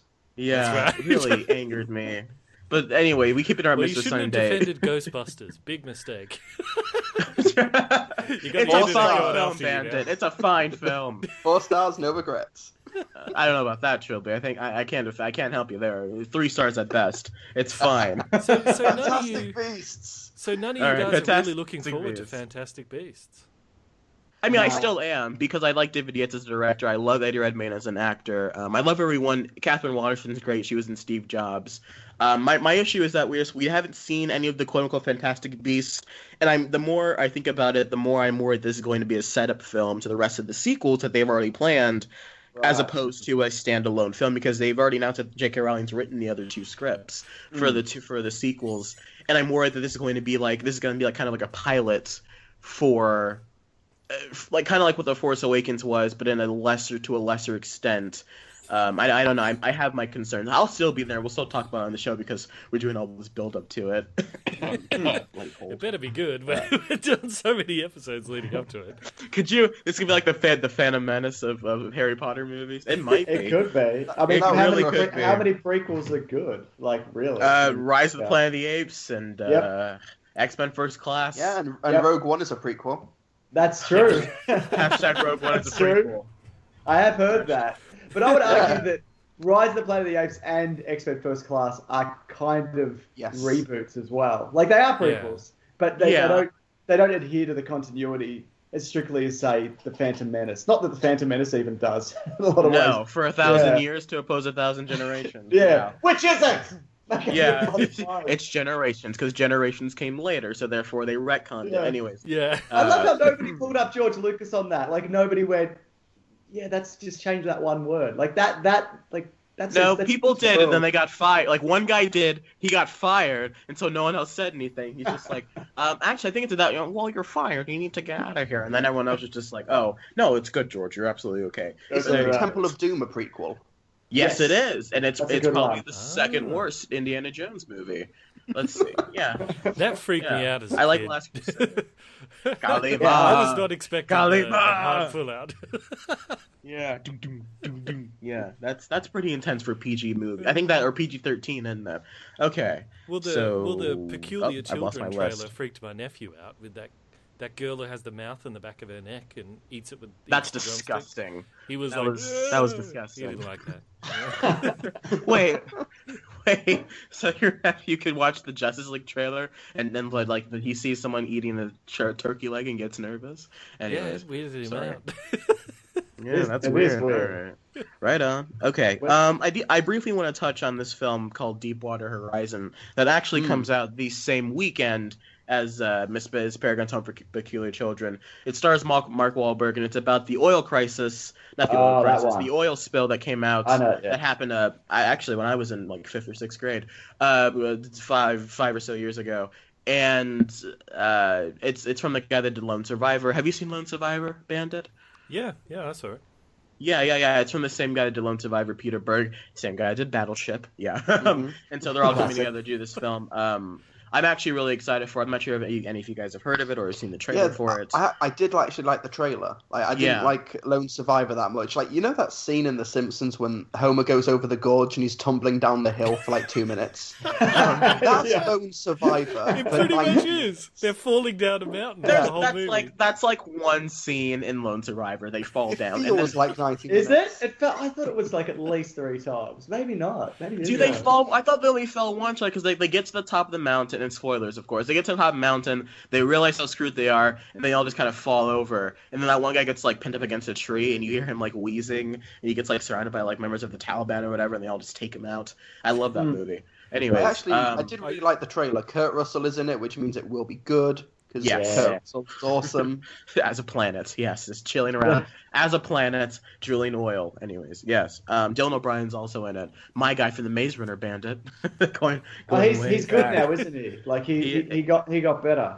Good. That means they can start filming for that movie because they delete the movie for like a year and a half. Yeah. Oh man, which makes me sad because I like that second movie, even though Bandit hates it for some reason. I haven't seen it, but I really surprised how much I enjoyed the first one. I hate the first one. This is pretty good. Oh really? Okay. Yeah. The first one feels like an episode of Lost, while the second one feels like an actual world-building film. But that was one of our earliest episodes. Bandit was the Maze Runner sequel, and Bandit just like hated it. Yeah, I remember recording that. Yeah. Okay. But yeah, that's Deepwater Horizon. Let's see. We've touched briefly. Can I jump forward to one that's like it's January of next year, but we can count it as summer, right? Okay. And that's The Founders, the movie about how they made. Oh yeah, McDonald's. The Founders. Yes. Well, I'm really looking forward to that. Yeah. It opens up limited release in time for Oscar season in December. So they pushed it back from August. It was actually supposed to be out like a week and a half ago here in the States, and they pushed it back to January/December. Yeah. So yeah, let's talk about But that's going to be great because like apparently McDonald's was the beginning of all the fast food restaurant. Apparently, like his idea, everyone's like, no one's going to want to eat the same food all around the world no matter where they go. And he's like, yeah, they will. They will. And they do.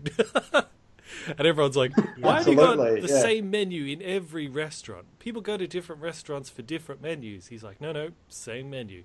Like it was a totally new idea back then. So, great idea. So many people I'm interested to see. Good for him. I'm interested to see how they pull this movie. I'm interested to see how they pull this movie off because I think they've pushed it back a couple of times and they finally decided to push it back into Oscar season. However, that does not always mean a film's quality. Sometimes it might just be a cover-up for oh my god, that's cold is killing me. It might sometimes just be a cover-up for the film's lack of quality, like last year's In the Heart of the Sea, that Ron Howard movie that inspired, based off a story that inspired Moby Dick. And you guys probably have no idea what I'm talking about because that movie came out and no one went and saw it. I finally saw it yesterday, of all things. Yeah, it wasn't great. And they pushed it from March. I was really excited for it, and then they pushed it back like 8 months. And I was like, oh, they pushed it Austrian, so it must be good. And then it came out, and everyone was just like, yeah, no, it sucked. And it kind of did. So I'm cautiously optimistic because that might just be a cover-up. Because if they have pushed back a few times, and the director, I think it's John Lee Hancock, he also did an adaptation of the Alamo story. An American history story about the Alamo, and that's not that good either. But sorry to. He also did The Blind Side, which is not very good. Oh, but he did do Saving Mr. Banks. Terrible, yeah. My whole oh, he did do Saving Mr. Banks. I liked it, even though that movie's like quite completely enjoy that. inaccurate. But yeah, I liked it as well because she hated that movie. And Yeah, P.L. Travers was rolling in her grave. Yeah. So they're doing That's another one insane. now. They're making another Mary Poppins now that she's dead and the estate has That's approved. insane, isn't it? That they took that story of this woman who just like Walt Disney just like bullied her into making this movie. This like hard smoking entrepreneur Mark Zuckerberg type like Walt Disney bullied this woman into adapting her book about a family story into a Disney cartoon. And now, like 100 years later, not 100 years later, but like 7 years later, they turned into like this heartfelt, really well done family film with a lot of heart. And Colin Farrell really throws it all. He's great, yeah. He's great in I that get, movie. And like, I don't get that though. Whenever writers like you sell your story, like you sell the rights to your book to this movie studio. Sure, you might not like what they do, but don't be a dick about it. You're getting paid. Just shut up. It's I like, think don't it sell it in the I think first it was- place if you want to interfere. You know? I think it was the story, the behind it, because clearly you can tell she wrote the story with it being in mind of reminding her about her father, unless that's not true at all.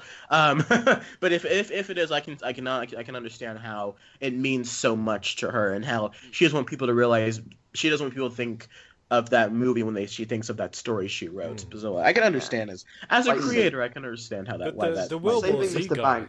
World War Z guy was the same. Oh yeah, he was really upset about how they changed his movie so much. Well, like at that Comic-Con, he was just like, "Was I mad about the movie?" He's like, "No, it's a fine film." I mean, he's like, "I'm not upset that they changed character because I didn't invent the characters, so I didn't make up that story." But I can that understand movie's got nothing to do with that book. I quite enjoyed the movie though. But Me too, yeah. That book would have worked as very well as like a mini series on TV. Yeah, but now like a you know Pulp it's Fiction kind of turned. story, you know, with all these different stories. Yes.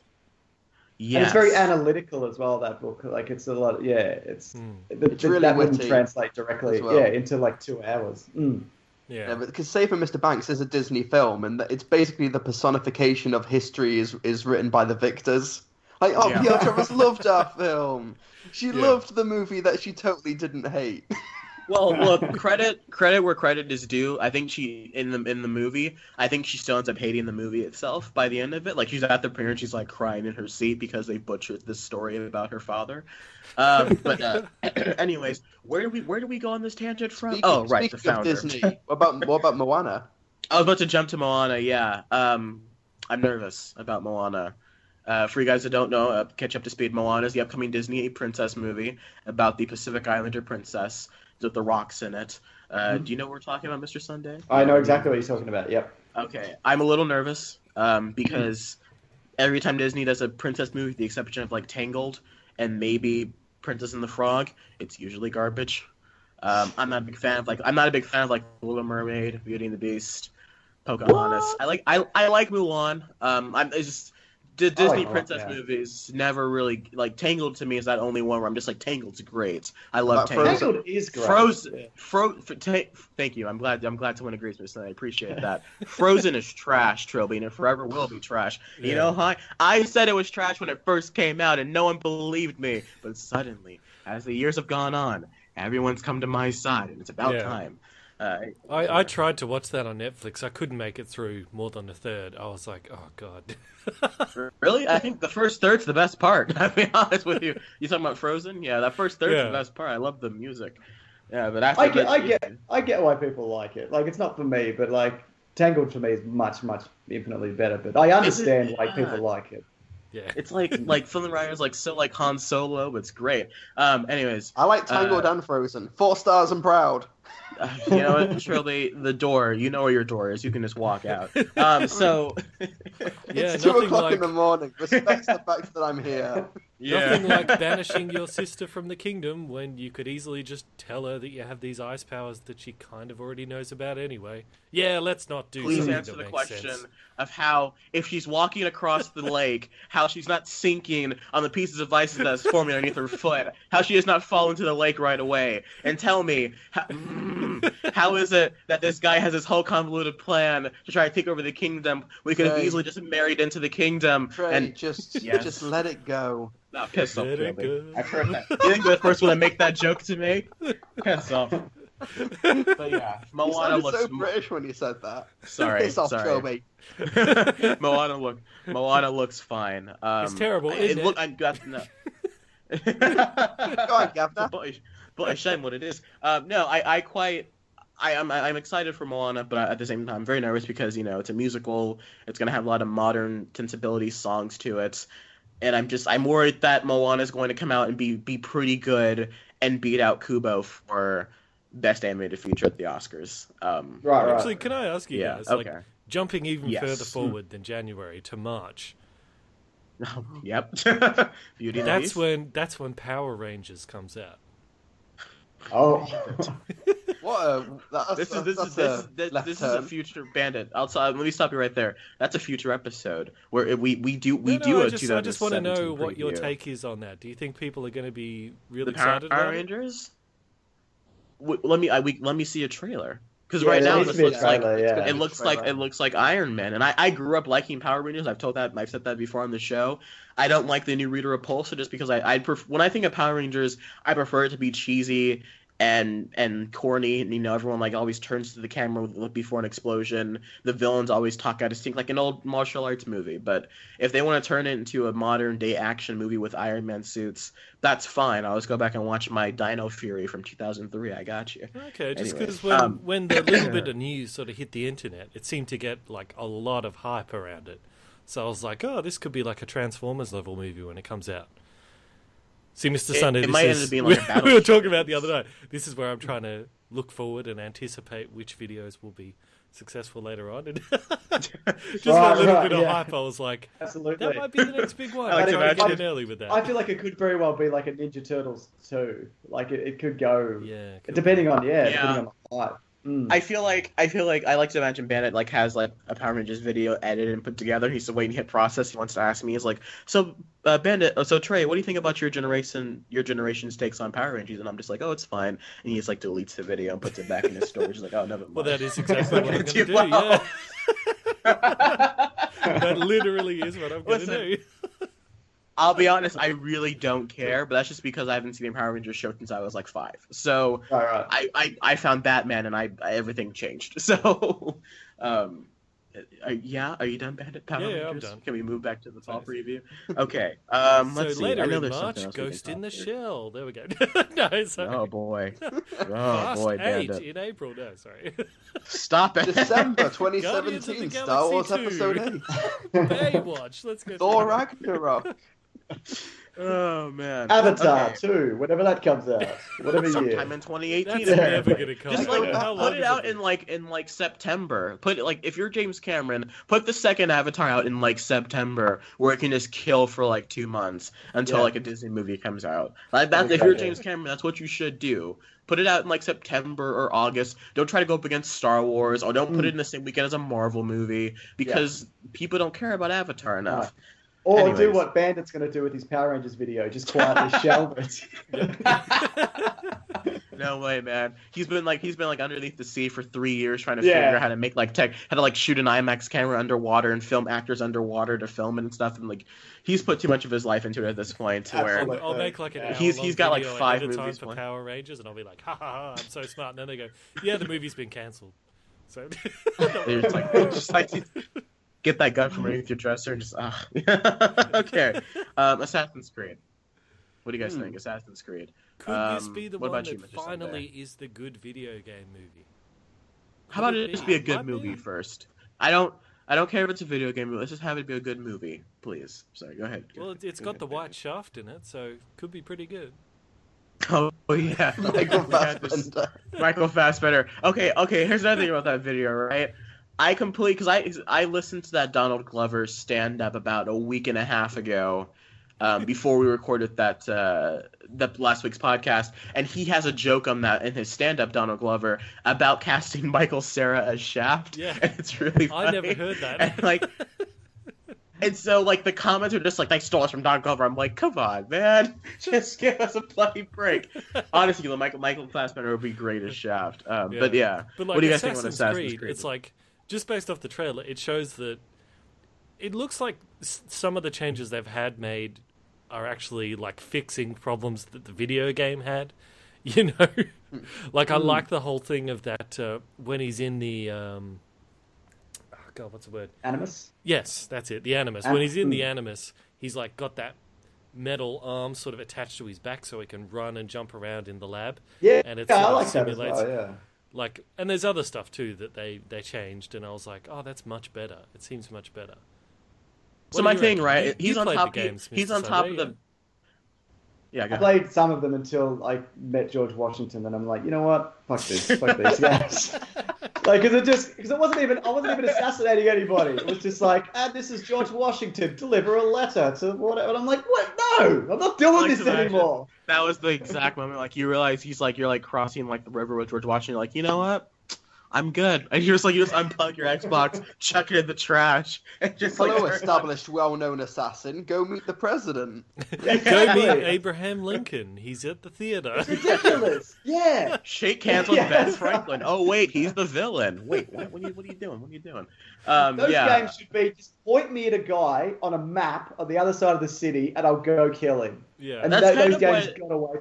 That's kind of what they became eventually. My thing with Assassin's Creed is that I'm not a big video gamer. Like you know, the Nintendo Wii was kind of the big system that came out when I was younger. I'm that young, guys. And so but my thing is like all my friends had a Wii 2 years before I got my Wii. Like I was always the kid that got my system like 3 years after everyone else did. So everyone's like, oh man, I beat Mario twice. I'm like, yeah, I just got Mario. I played Mario, Sonic, but I got some Call of Duty games. I played some Assassin's Creed. I recently played the new one. I think it was Unity, the newest one that just came out. I can't remember, but that one is essentially, oh, here's a guy, go climb a roof, go stalk your prey, and then take him out. Oh wait, you got caught by some people, go kill everybody in the room. So maybe that's what you're looking for. So get back to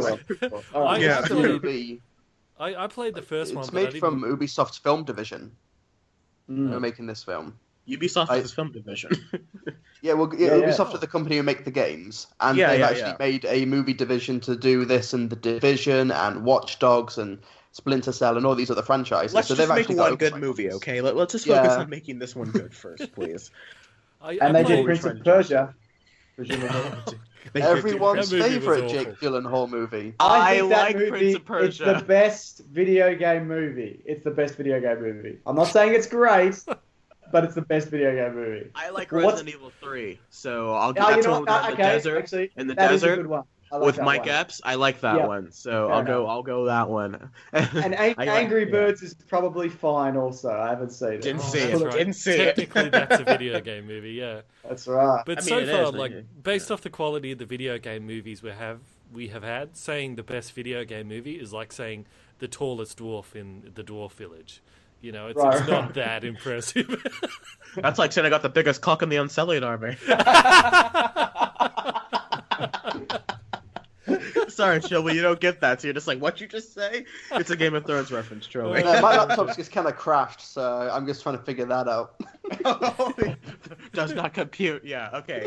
What was the joke? Yeah. Can't wait for Game of Thrones to come back. That's going to be good. Oh, man. Yeah, what was I? Oh, I forgot. What's my train of thought? Assassin's Creed. Oh, yeah, Assassin's Creed. I played the first game, but I couldn't be bothered to finish it because I was like, this one mission was like the straw that broke the camel's back for me. Where I was like, they're like, go and get this guy. He's inside this really difficult to get into sort of castle section. So I'm like stealthily going in there, real careful. And I see, oh, there's the guy over there. Stealth up to him. Like, get right up. I'm just about to stab him in the neck. Boom, cutscene jumps in. That teleports me way back up on the second level behind a pillar on the other side of the room. And I'm trapped in this cutscene, helplessly, watching this guy who I was just seconds away from killing, like, finish a conversation and then very slowly walk off into a more secure part of the castle. And you can't do anything. You're stuck in a cutscene and you're like, come on! Yeah. And then you have to get into an even more difficult part. And I was like, no, screw that.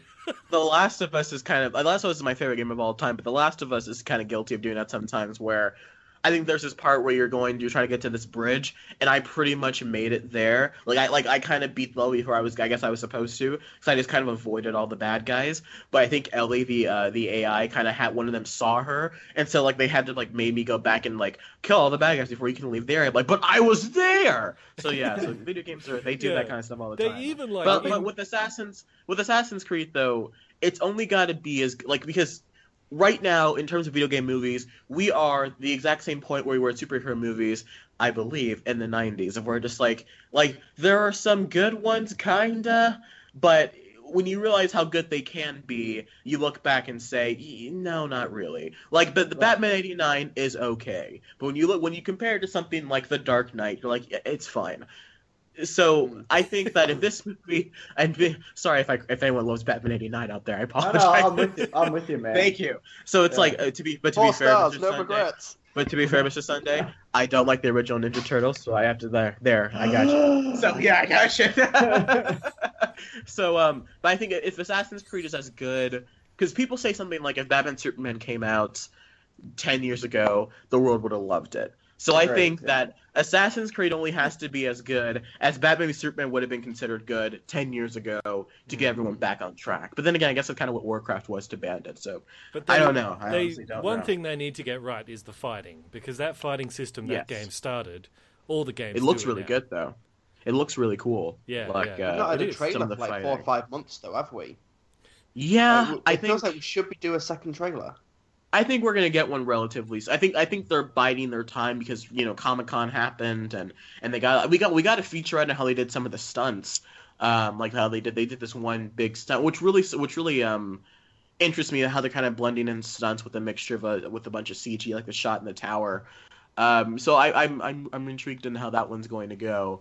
But actually, if they're gonna make Assassin's Creed, when they're training him to fight, they should have a line where they'd be like, this guy's just doing counter moves all the time, because that's how you win in that game. You just spam the counter button, right. no matter how many He's people just hitting around Y over again. Just go. I think the problem with that combat is as well, you can't. It's a lot of 8 guys stand around you, and then they attack you one at a time. Yeah. But because it's kind of hidden, because they all kind of feign they're going to attack you, but they don't. But Batman, on the other hand, the Arkham games, they all just rush you at once. I love those games so much. Yeah. Especially, there's this part in Arkham City where you have to fight the Joker along with, 2 giant henchmen and, 30 other henchmen. It took me 6 months to beat that level. That was... Because I quit. Because I could not do it. And then I came back and finally finished it. I was just 6 months of just pure non-stop fighting in that level. Oh, my God. It was horrible. But anyways, yeah. What was I going to say? I lost my train of thought. Never mind. It's actually Clayface. Spoiler alert. Oh yeah, it is actually Clayface. In that moment, that's a great twist. Yeah. Really as long as Assassin's Creed is better than Pokemon the third movie, we'll be okay. Oh yeah, the Pokemon movies are okay. It might be one of those situations where nobody's expecting anything good from it, so they go out going, "It was really good." Or Z, Edge of Tomorrow. People are like, hold on, the movie was actually pretty solid. Yeah, then that sense of oh, we thought it was gonna be trash, and it wasn't. Going back to Batman, did you guys hear that Deathstroke's gonna be the villain in the new Batman movie? Yeah, absolutely. Little disappointed. I won't lie to you. A little disappointed. Oh, really? Yeah. I think it speaks to what else they're going to do, because he's not. There's someone behind him. He's not a main villain. But I think they need to jump out and do something big right now, because DC's not in a very high slate. Because I liked Man of Steel, half the world didn't. Most of the world did not like Batman Superman. Bandit definitely did not like Batman Superman. And I'm pretty sure we all. And I'm pretty. He gave it a 0 out of 10. And I'm pretty sure I'm pretty sure I hung myself Oh, you were because joking. of that. Oh, that's right. Yeah. And I'm pretty sure we all hated though. Suicide Squad. So I think they need to do something I don't know, something iconic to keep people back on board for a Batman movie. I don't know. Well, I'm but surprised, that was kind of the wrong move on their part. I'm kind of behind on the Deathstroke news, so I don't know all the details. But so there's no mention that they are going to do Jared Leto's Joker in the movie. No. I'd imagine he's going to be in it. I don't think Jared Leto wants to be in it anymore, but I think he's had a gutful after Suicide Squad. Oh, they better recast that role. They please recast. Just get Ryan Gosling as the Joker. Please. Michael Keaton as the Joker. Michael Cera as the Joker. Jack Batman, Nicholson is the Joker. Bring him back. Just have him be like his character from the. He can be his character from The Departed, just like in white makeup. Bam, simple. Easy. Margot Robbie is the Joker. They could just do the Joker cuts his face off and recast him if they need to. Oh my God. Tom Hardy's face on Jared Leto's body. All right. All right. Okay, so a movie that comes out on the same day as Assassin's Creed is a movie called Passengers. A movie that, if you guys have not heard of, it's a movie with Chris Pratt and Jennifer Lawrence. So I know Bandit's interested. Right. And essentially, I think it's I don't set like in the Jennifer future. Lawrence anymore. I've gone off her. Yay! Welcome, Bandit. Welcome to the dark side. If you don't know, Mr. Sunday, I've had a hatred of Jennifer Lawrence ever since, like, I don't know, Hunger Games 2 came out. I don't like Jennifer Lawrence, but Bandit has always kind of been on her side. You know, I think he had her as his screensaver at one point in his life, but he's finally I got apparently Margot joined Robbie my as my side. screensaver. So it's Attaboy! Margot Robbie in the Learning. format. Big Short. So here's Margot Robbie in a bathtub to help you explain. Anyways, yeah. So Passengers it's Chris Pratt, Jennifer Lawrence, and apparently it's about this man who wakes up on this. Everyone is in kind of this like giant ship, and everyone's kind of in cryo sleep as they're traveling to, I guess, another planet. And Chris Pratt wakes up Jennifer Lawrence to help him solve a mystery of some kind. That's all we really know. But and it comes the out. idea is that they're on this trip to a new homeworld, and the journey is going to take like 150, 160 years. But their sleeping pods malfunction, so it's just these two on this trip that they'll never see the end of because they've woken up early. They're like 30 years into this 100-year journey, and they're not going to see the end of it. And I think that's really a great sci-fi concept, and it's the type of concept that we will have to maybe deal with in a few decades' time. Yeah. Like Interstellar, like hopefully in my lifetime, if I survive long enough. Who knows? I want my jetpack though. Science. I like to imagine like 90-year-old Trilbee is like in like interstellar water bag. He's just like being zipped up. Still waiting for my jetpack. Yeah. But I do like that premise. My only issue is that I like The Imitation Game. The director Morton Tildum, who did The Imitation Game, I like his directing style. If it's not a little bland, he didn't really bring a lot to The Imitation Game, but it's still a good movie. I'm just a little concerned that we haven't seen much of this movie yet. That is very strange. You have these got two our first A-list poster stars today or yesterday. Did we? So I think we'll do a trailer like any day now because they got the first poster yesterday. If the poster's out, let me see if I can find that poster. It is a very boring poster. Is it? Oh, is it just this poster of them staring at each other? It's just their two faces, and there we go. That's the poster. Well, then they released a picture of those two just staring at each other, and sitting next to a soup like a week and a half ago. Yeah, I'm worried that although John Spaeth wrote the screenplay, I know Bandit might appreciate that. That guy wrote the original Prometheus screenplay, so maybe that might maybe that might be something beyond that. I think he's also doing Doctor Strange, and a few other things. Now I'm really interested in that because I want to. Yeah, because that guy's script of Prometheus was way better than what we got. Because he also wrote his The Darkest one good Hour. scene made it into the movie. That's a birthing scene. Oh my god. Yeah, the med-pod scene. Yeah. Yeah. There's that terrible film, The Darkest Hour, from 2011, which he wrote, where the budget was so low that the aliens were invisible, so they didn't have to run that. Did he write that? Yeah. Oh, that was terrible. but recently, I like The Darkest Hour. He's writing the Mummy reboot with Tom Cruise and everyone. He's doing the Pacific Rim sequel and the Van Helsing film. Yeah, he's doing a lot right now. Yeah, so he's clearly like moved up in the world. Like, who is he sleeping with to get these gigs? Either that or he's really Jennifer Lawrence. What? Now it all makes sense. Yeah. Okay. All right, guys. Well, then that was touching on some of the bigger upcoming films of the fall / spring / summer, wherever you're from, of the last quarter of 2016 wrap up or talking about the movies, whatever you want to call this episode. And all the way to March. And all the way to March. With the Power next in the preview, July 2019, Toy Story 4. Let's preview that. The Incredibles 2. Yeah, okay, so the Prometheus prequel. Jeez, sequel to the prequel. Over here. The sequel to the prequel. All right, guys. Well, at this point, I guess it's safe to say let's jump into listener questions. Excuse me. I'd like to ask you a few questions. All right, guys, this is the listener question portion of the show, in which case, on the Facebook page, we answer your listener questions. Ben, do you have one? Yeah, one of our listener questions says, and I know you've answered this on your podcast, he says, Dard Germinator says, has anyone ever told Mr. Sunday how creative his avatar is? And I think someone else was like, what's up with the goat? The Han Solo goat. What's up with the goat? Sure, I can explain that. It's not a good answer. Like, whenever I tell this, I'm like, people afterwards go, okay. Like, that's as positive as the response is. But basically, I used to give this ultimatum to people where, would you rather be Harrison Ford, modern day Harrison Ford? Oh, that's right. You're stuck in the Star Wars universe, and you're hating life, and people are like, you gotta look like Han Solo. And he's like, no, shut up. And he doesn't know anything, he doesn't understand the world, it's all nonsense. That's scenario number one. Or you're Han Solo brought into our world.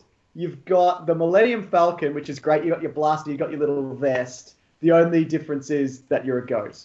So, which of those two things? And I used to say, this is from like 10, 15 years ago. I used to just ask people that. and you wait till they're, and then you're like, and you're a goat. So they're like, well, obviously Han Solo, but then you're like, and you're a goat. So you got to add that bit at the last joke. I remember you talking about that. I remember you talking about that on like episode 12 of your podcast. Wow. Oh, right. Yeah. Yeah. Good Lord, I've been around for a while. It's a tough question though, because it's like you want to be in the Star Wars universe because it's fun, but if you're Harrison Ford in the Star Wars universe, you won't have any fun. No, it's awful. You'll hate it. And like at least if you're like goat-headed Han Solo, you've got all his charm and everything, but you've got a goat head. But you're a goat. So everyone's going to be like, he's a Here's freak. my thing, right? What military in our world is going to allow the Millennium Falcon to be a thing?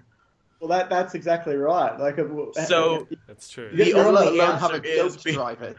I also like to imagine like Kylo Ren's going to see you as Harrison Ford and be like, I killed you. And like he's just going to see like try to hunt you down now. The plot of episode 8 is going to be you being hunted down now. In this real world scenario, what is Chewie in this scenario? Is there no Chewie or is he like a crocodile or something? No Chewie. It's just you. Okay. I've got to go as Harrison Ford in the Star Wars universe because like if you're the goat-headed Han Solo, like you've got Han Solo's personality, but like if you could use the Force in the real world, it might be worth it, but you can't because he's Han Solo. Right. So I'd have to be in the Star Wars universe. Wait, can I be Han Solo in episode 5? So can I get like the blue jacket and Luke's lightsaber? Because then I'll be fine. Yeah, okay, sure. All right, I'll be the goat Solo. But here's my thing, right? So when you talk, do you talk in English or do you like go bah? I don't know how goats sound. Nah, you sound exactly like Han Solo, Harrison Ford. But right on. Well then I'll be goat Han Solo, but I'll be like episode 5 Han Solo. So I still get the Falcon. I just get the Falcon that occasionally break down, but I get a lightsaber. So see, I'll just do that. Wait a second. If you're goat Han Solo, does that mean you can shoot people in bars and just get away with it? Well, it's the real world. It's the real world, though. But that's real. Sort of Han Solo's Star thing. Wars He is can the get real away world. with Just a shooting long people. time ago. Well, cops today get away with shooting. But anyways, I know. Sorry, far too topical. My bad. No, Okay. I go with Harrison Ford in the Star Wars universe. Yeah, What I'm would back you guys and pick? forth. Like, Both just seem worse than death. choose death. Shelby's option is to kill himself. Shelby's gonna go shoot himself. Would you want to be Harrison Ford in the real world? Yeah, that sounds cool. But I'd fly my plane, crash all the time, but survive. Getting high and crashing planes. That's what he's doing. Never die. Okay. I mean, that's the obvious answer. Just be Goat Han Solo in episode 5. Or be Goat Han Solo in episode 7. This surly old goat that's walking around, tracking down Daisy Ridley and be like, Ray, come with me. Bah. Yeah. Anyways. So there's your answer, Das Germany. That's right. I'm so sorry. I wish I had a better story. Man, it's crazy. It's crazy because we're answering listener questions on Movie Mania, and I remember, Mr. Sunday, you answered my listener question like 120 episodes ago on your Spider-Man episode. I remember. I asked to come on your show via Skype. Oh, how the times have changed. Was you who asked that. Yeah, that was me. Oh man, I remember. This whole setup it reminds me of in Captain America: Civil War. Like Trey, you're Spider-Man. Absolutely. Captain America, and you're like, "Hi, son, big fan, Spider-Man." Hey, everyone. That's exactly what this was. I remember I texted my friends. I was like, "I'm meeting Mr. Sunday on Sunday." And they're just like, "What?" They were all so happy. Anyways, well, here's another question that you can answer, Mr. Sunday, because it's thoughts on the Lord of the Rings trilogy. Because you're a big fan of Lord of the Rings, yeah? Yeah, I don't like the books. At all. Nobody likes the Hobbit. I like the Hobbit book. They are a journey, aren't they? Well, I haven't read the Hobbit, but I've heard it's much better. But I'm so burnt out on that universe after the Hobbit. Like I just cannot revisit that ever again. Like I need at least a decade just to not see or read or hear anything about it. I kind of like the first two Hobbit movies, but that third one was just awful. Oh yeah, I love the first two, and the third really let me down. There are, in my opinion, there are only two good Middle-earth movies, and it's Two Towers and Desolation of Smaug.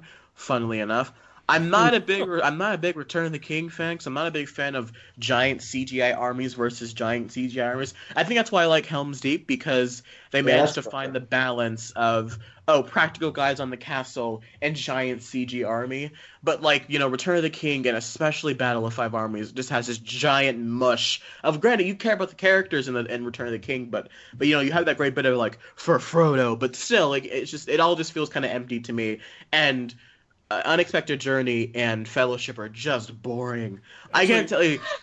I was so reluctant to get into Lord of the Rings because I tried watching Fellowship 18 times, and I've always fallen asleep at the exact same part. It's the part where Gandalf is rolling up to Frodo's place, and it's that part, it's like I was gone. Every time I'm dozing off. Really? But I got through it. Yeah. I finally got through it, of course, but I really like Two Towers, and I really love Desolation of Smaug. Actually, that's my favorite movie. Allow me to reopen an old wound. Let me ask your take on this, Mr. Sunday. Gandalf versus Dumbledore. Who's the better wizard? Because my argument last week was Gandalf, he gets weirded out by the Ring of Power one time, just one time, God. and he runs off, he busts out all the scrolls, he does all the research, he figures it all out, he comes back and he's like, is it secret? Is it safe? He already knows, Sauron's coming back and all that. Now, hold on, Bandit, let me stop, Bandit, let me stop you there. Bandit. To figure out that Voldemort was coming back. Okay, Gandalf would have fixed that in the first movie. I think he knew Voldemort. Keep in mind, was Mr. back, Sunday, Bandit has not seen all the Harry Potter movies, so he does not know about certain things that answer this question very easily. Because clearly the answer is very simple, but you don't know because you haven't finished the movies, Bandit. Okay, but if he did know all along, then why didn't he do anything? Well, my response to that last week was that Gandalf is just an unemployed weed smoker, and Dumbledore is a full-time professor of a giant university. That's a good point. Yeah. A Hunger Games at his school. He has 100 spinning plates, man. Yeah, he does. But who literally in one who room, probably. The better wizard.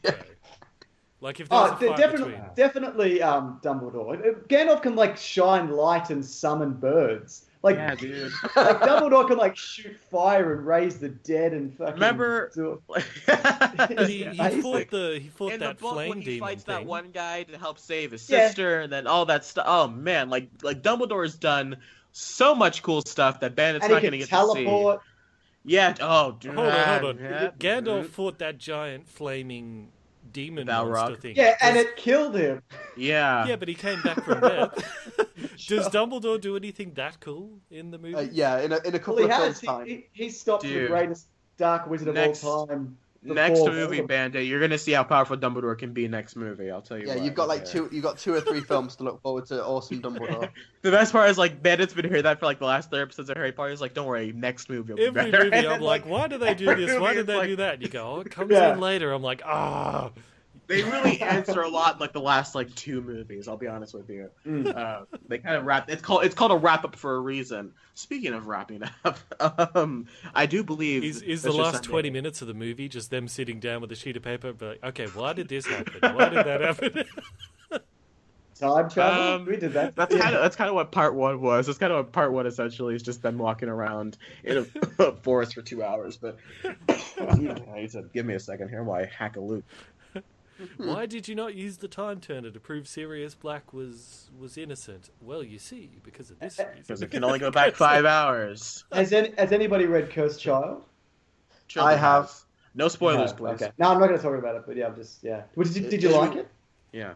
I liked the first, 15, 20 pages, and then it just became fan fiction. I can understand that.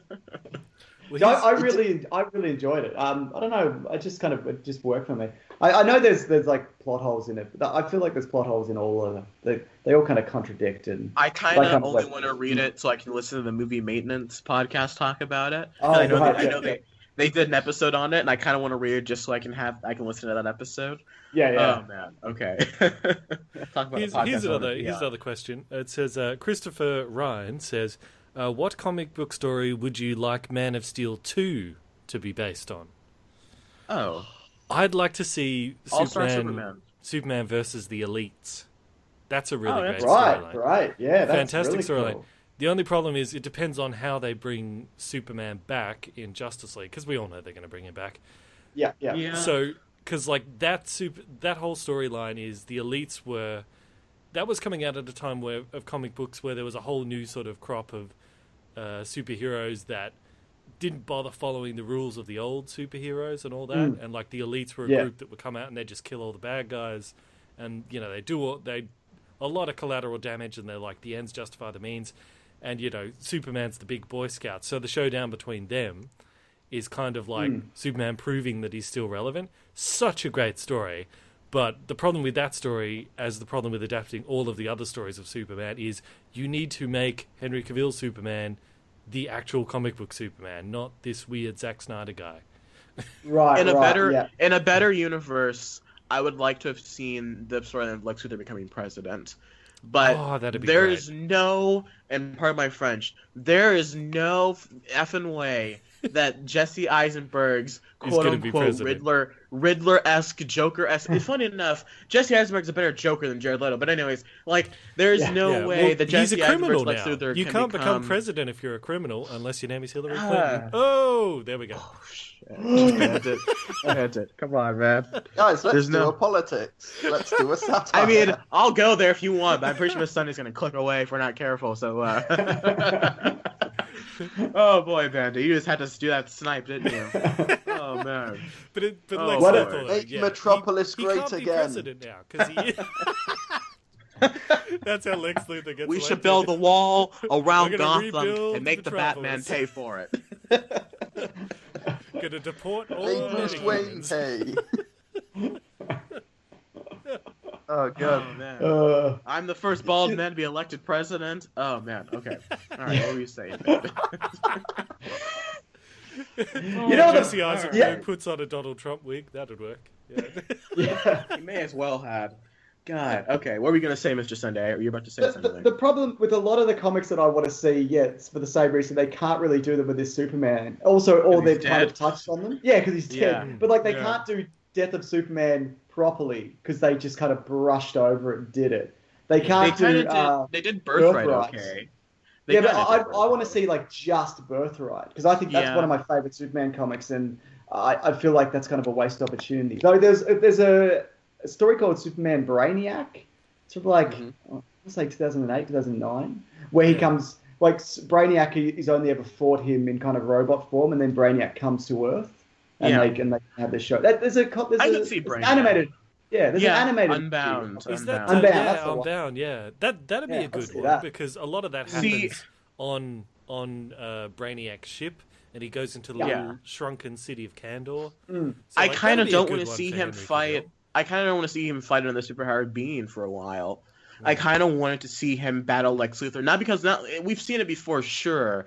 but I'm kind of sick of seeing Henry Cavill being smashed into things. Yeah. And then having him dust it off his shoulder and having him just CG fight other CG. If you don't have him fight a superpowered being, then he's just going to go back to, fighting Lex Luthor again, and we've seen that a million times. I know, but that's what I'm getting at. I'd much rather see him just sit there and fight Lex Luthor, because we know at least that they can probably do that okay, as opposed to trying to see him fight something like a Doomsday or a Zod, or Brainiac would be cool, but he could fight Brainiac and Brainiac would throw him into something, and then Henry Cavill shake his shoulders and then dust it off, then fly into the sky again. We've seen that 18,000 times. The big problem with all of the old Christopher Reeve Supermans is he's this amazing superpowered being who can do anything. He can go to parallel dimensions. He can travel back in time.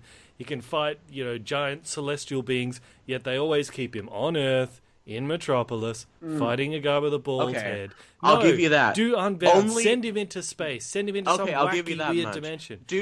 Put him in space. I'm okay with that. I'm okay if he's gonna fight a superpowered being. You can do stories have with it set him. in You space. can't do with Batman, so use it. Like, you can send him to hell to fight demons for 1,000 years with Wonder Woman. You can't do that with Batman. So get him off Earth. For a sequel, Bandit.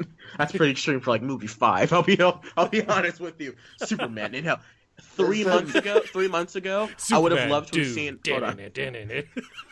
3 years ago, or not 3 years ago, 3 months ago, I would have loved to have seen an animated version of Superman Red Sun, but I'm kind of nervous with them doing the story now after seeing The Killing Joke. It'll be I'm afraid that they'll make a half-hour Lois Lane storyline about her wanting to be Superman's housewife. And anyways, what were we going to say? There is one episode of the animated Justice League series where Superman is thought to be killed, but he's actually been sent into a future alternative post-apocalyptic Earth. He's got no powers, and he basically has to survive in a Mad Max style world. Yes. He has no superpowers, and he grows a massive beard. He's Superman. He's got the T-shirt. Is that the one you're talking about? And I just think that would be really They've already cool. done Mad Max Batman. Now they can do Mad Max Superman. That's right. That'd be great. Well, you know what? My God. They may as well just go to just go balls to the wall with it. Go ahead, Mr. Simpson. I was just going to say, may as well they just do Injustice. You seem like you're going that way anyway, so just make Injustice. Yeah. No, I kind of want to see a good He's Superman already the movie bad first. guy to many people. That's what I'm saying. That's what I mean. And then you go, and then I can't remember who said this to me. Might have been Mason. And then the real Superman shows up and kills Henry Cavill. Yeah. You know the worst part about this is going to be, most likely the Superman on TV in Supergirl is going to be an awesome Superman, a really cool, accurate portrayal. Too bad that his costume sucks. But because you have Henry Cavill, who I think Man of Steel works for me as a Superman movie. Me too. Because it's the origin. It's what our foundation is going to be. It's the kickoff to what I feel like. I'm okay with Zack Snyder deciding to go back and break down this character emotionally and have him have to build his way back up to being the Superman that we know and love. But by movie 2, he needs to not be sad about saving people. That's where they really effed up. This is anyways. Yeah, there was Bandit. We talk about Mark Kermode often on the podcast. He's a British film critic. For those of you who don't know, love that guy. Y'all love that guy, huh? He was reading some listener questions on the radio, and one of them said this guy was watching Batman v Superman with his 5 or 6 year old son, and the son turned to him during the film saying, "Why is Superman so sad? He can fly." And I think which is why that scene in Man of Steel when he first learns to fly is so great, because he's smiling, he's laughing, he's like, "I can fly! Oh my God!" I'm like, that's how you would feel. Yeah. Man, Batman Superman's trash. God, that movie sucks. They just need to flashpoint this universe. Keep some of the good cast members. Lose Eisenberg. Lose Leto. Lose Gal Gadot if Wonder Woman's not very good. I think she'll do all right. She's very bland. There's rumors. But when people are like, she's the best part of whatever Batman Superman, I'm like, not really. That's like saying this part. That's like saying you took a giant turd and that part of the turd didn't smell as bad as the rest of the turd does. It's like, yeah, it's all still turd. But there's rumors that Wonder Woman is also a Suicide Squad style mess, which, if true, is really sad. But which makes me think Jeff Johns still has time to save that one though. Yeah. But before Suicide Squad, we're all like, they just got to get rid of Zack Snyder. Just get rid of him and you'll have a good movie. But Suicide Squad, he didn't direct that, and that had massive problems too. So obviously the issues go deeper than just Zack Snyder. But he did have influence, and the studio massively interfered, based on the universe that he's built. So yeah, I think they backed the wrong horse so much. Because exactly. Batman and Superman was so terrible, because Zack Snyder, they gave him more freedom with Batman and Superman, and they for some reason allowed the director to make a 3-hour film and put it out in theaters for some reason. And then they said, oh, we have to cut this down to 2.5 hours. And Zack Snyder's like, wait, but my vision was 3 hours. Like, oh, sorry, it has to be 2.5 hours. Like, at the last second, they made a final cut of 2.5 hours and then put it in theaters. And because of that, they ruined Suicide Squad for David Ayer and probably going to ruin Wonder Woman. It's just going to be this never-ending chain, which is why hopefully Jeff Johns just needs to be on set constantly every day and look and answer the studio's phone calls and say, no. No, Jeff Johns is on set, and Ben Affleck's with him with a rolled up newspaper. So maybe we should have Jared Leto and Harley Quinn. Maybe we should have them have a proper romantic relationship. And then Ben Affleck just hits the writer with a newspaper and says, "No, no, I made Argo. No." Who won that picture? Yep. All right, guys. Well, then that has been the Movie Mania podcast. Great talk today, discussing some of the films of the upcoming last quarter of 2016, whatever we're going to call that, and some listener questions. Thank you very much, Mr. Sunday, for joining us here on the show today. Thank you, and congratulations. Yeah. Oh, thanks. 1 year. Yeah. So thank you so much to our artist for this week, who I'm so sorry I can't remember your name. I couldn't find you in the emails. So I can't say, but you guys can see the picture that we have for our weekly artist today. Absolutely fantastic artwork. Absolutely fantastic. Obviously, I love it because it's got me in the center, taking up all the space. I'm doing my best. The coloring of it. It looks like a book cover. I'm doing my best Martin Luther King Jr. Cosplay over there. I look like I'm about to give a really important speech. I quite enjoy it. You look like you've got Hogwarts robes on, Trey. Yes! Actually, I'm supporting my house. Slytherin, I'm supporting my house. Yeah. And I just look like a stop motion clay character, but in a cool way. I like this cover. Looks like a book cover, and I love it. Yeah, dude. I love the coloring in Bandit's sunglasses. We still have like 40 logos to get through, by the way. So before we can finally cycle our way back to the original, who's done by guys named who apparently I do not remember. Yeah, by the time we finish, it'll be like our next anniversary special. Yeah. Next one, Nick Mason. Yeah. That's a rare one. Yeah. Absolutely. That's the Mewtwo of YouTubers or podcasters. It's really hard to try and catch him. He'd be like, Skype? What is Skype? He'd be like, what are you on about with your Skype? I gotta get there in person. He's actively said before that he hates doing stuff over Skype because you can't see the person. Yes, yeah, absolutely. He's talking about that Dracula Untold interview. Yeah. When I heard him say that, I was like, oh, we'll never get him on the show then. He won't do it because we do it over He seems Skype. like a cool dude. He seems like he'll do it. Yeah. I'm sure if we all tweet at him. Anyways, Mr. Sunday, where can people find you, even though everyone knows where to find you? That's all right. I am on Mr. Sunday Movies at YouTube, Facebook, and Twitter, and the Weekly Planet podcast, which is out today. Now, when does this go out? Probably about Monday. Here. This, or not the same. Yeah, just a little bit. That's out now. Yeah, so I thought. Thanks so much. Funny enough, I listen to your podcast. I listen to Weekly Planet first, if it makes you feel any better. It does make me feel much better. Yeah, I'll scroll through and be like, do I listen to my podcast or his first? And I'll listen to yours. It's called loyalty, you know. My girlfriend doesn't really listen to movie podcasts, but she loves the Weekly Planet. So, oh, really? There you go. Awesome. Yeah. That's what everyone says. Like, we have ratings on iTunes, and everyone just says, oh, yeah, it's good if you don't want to listen to Weekly Planet. Just listen to this one. I'm like, that's awesome. Thanks, guys. Children, where can people find you? If the Weekly Planet is too Australian for you, you can find us on the Movie Mania podcast. Yeah, what an international flavour. Yeah. Multicultural. Tired of people crapping on Ant-Man? Well, come listen to Movie Mania. I forgot that episode. Just don't mention Jurassic World. That's my thing, right? It's like they not like Ant-Man, but they like Jurassic World. Whatever. Shelby, where can people find you? But yeah, Mr. Sunday, it's been a genuine pleasure. You can find me on my website, www.trilbee.com. You can find me on my Twitter and my Facebook at Trilbee Reviews, and my YouTube channel of the same name.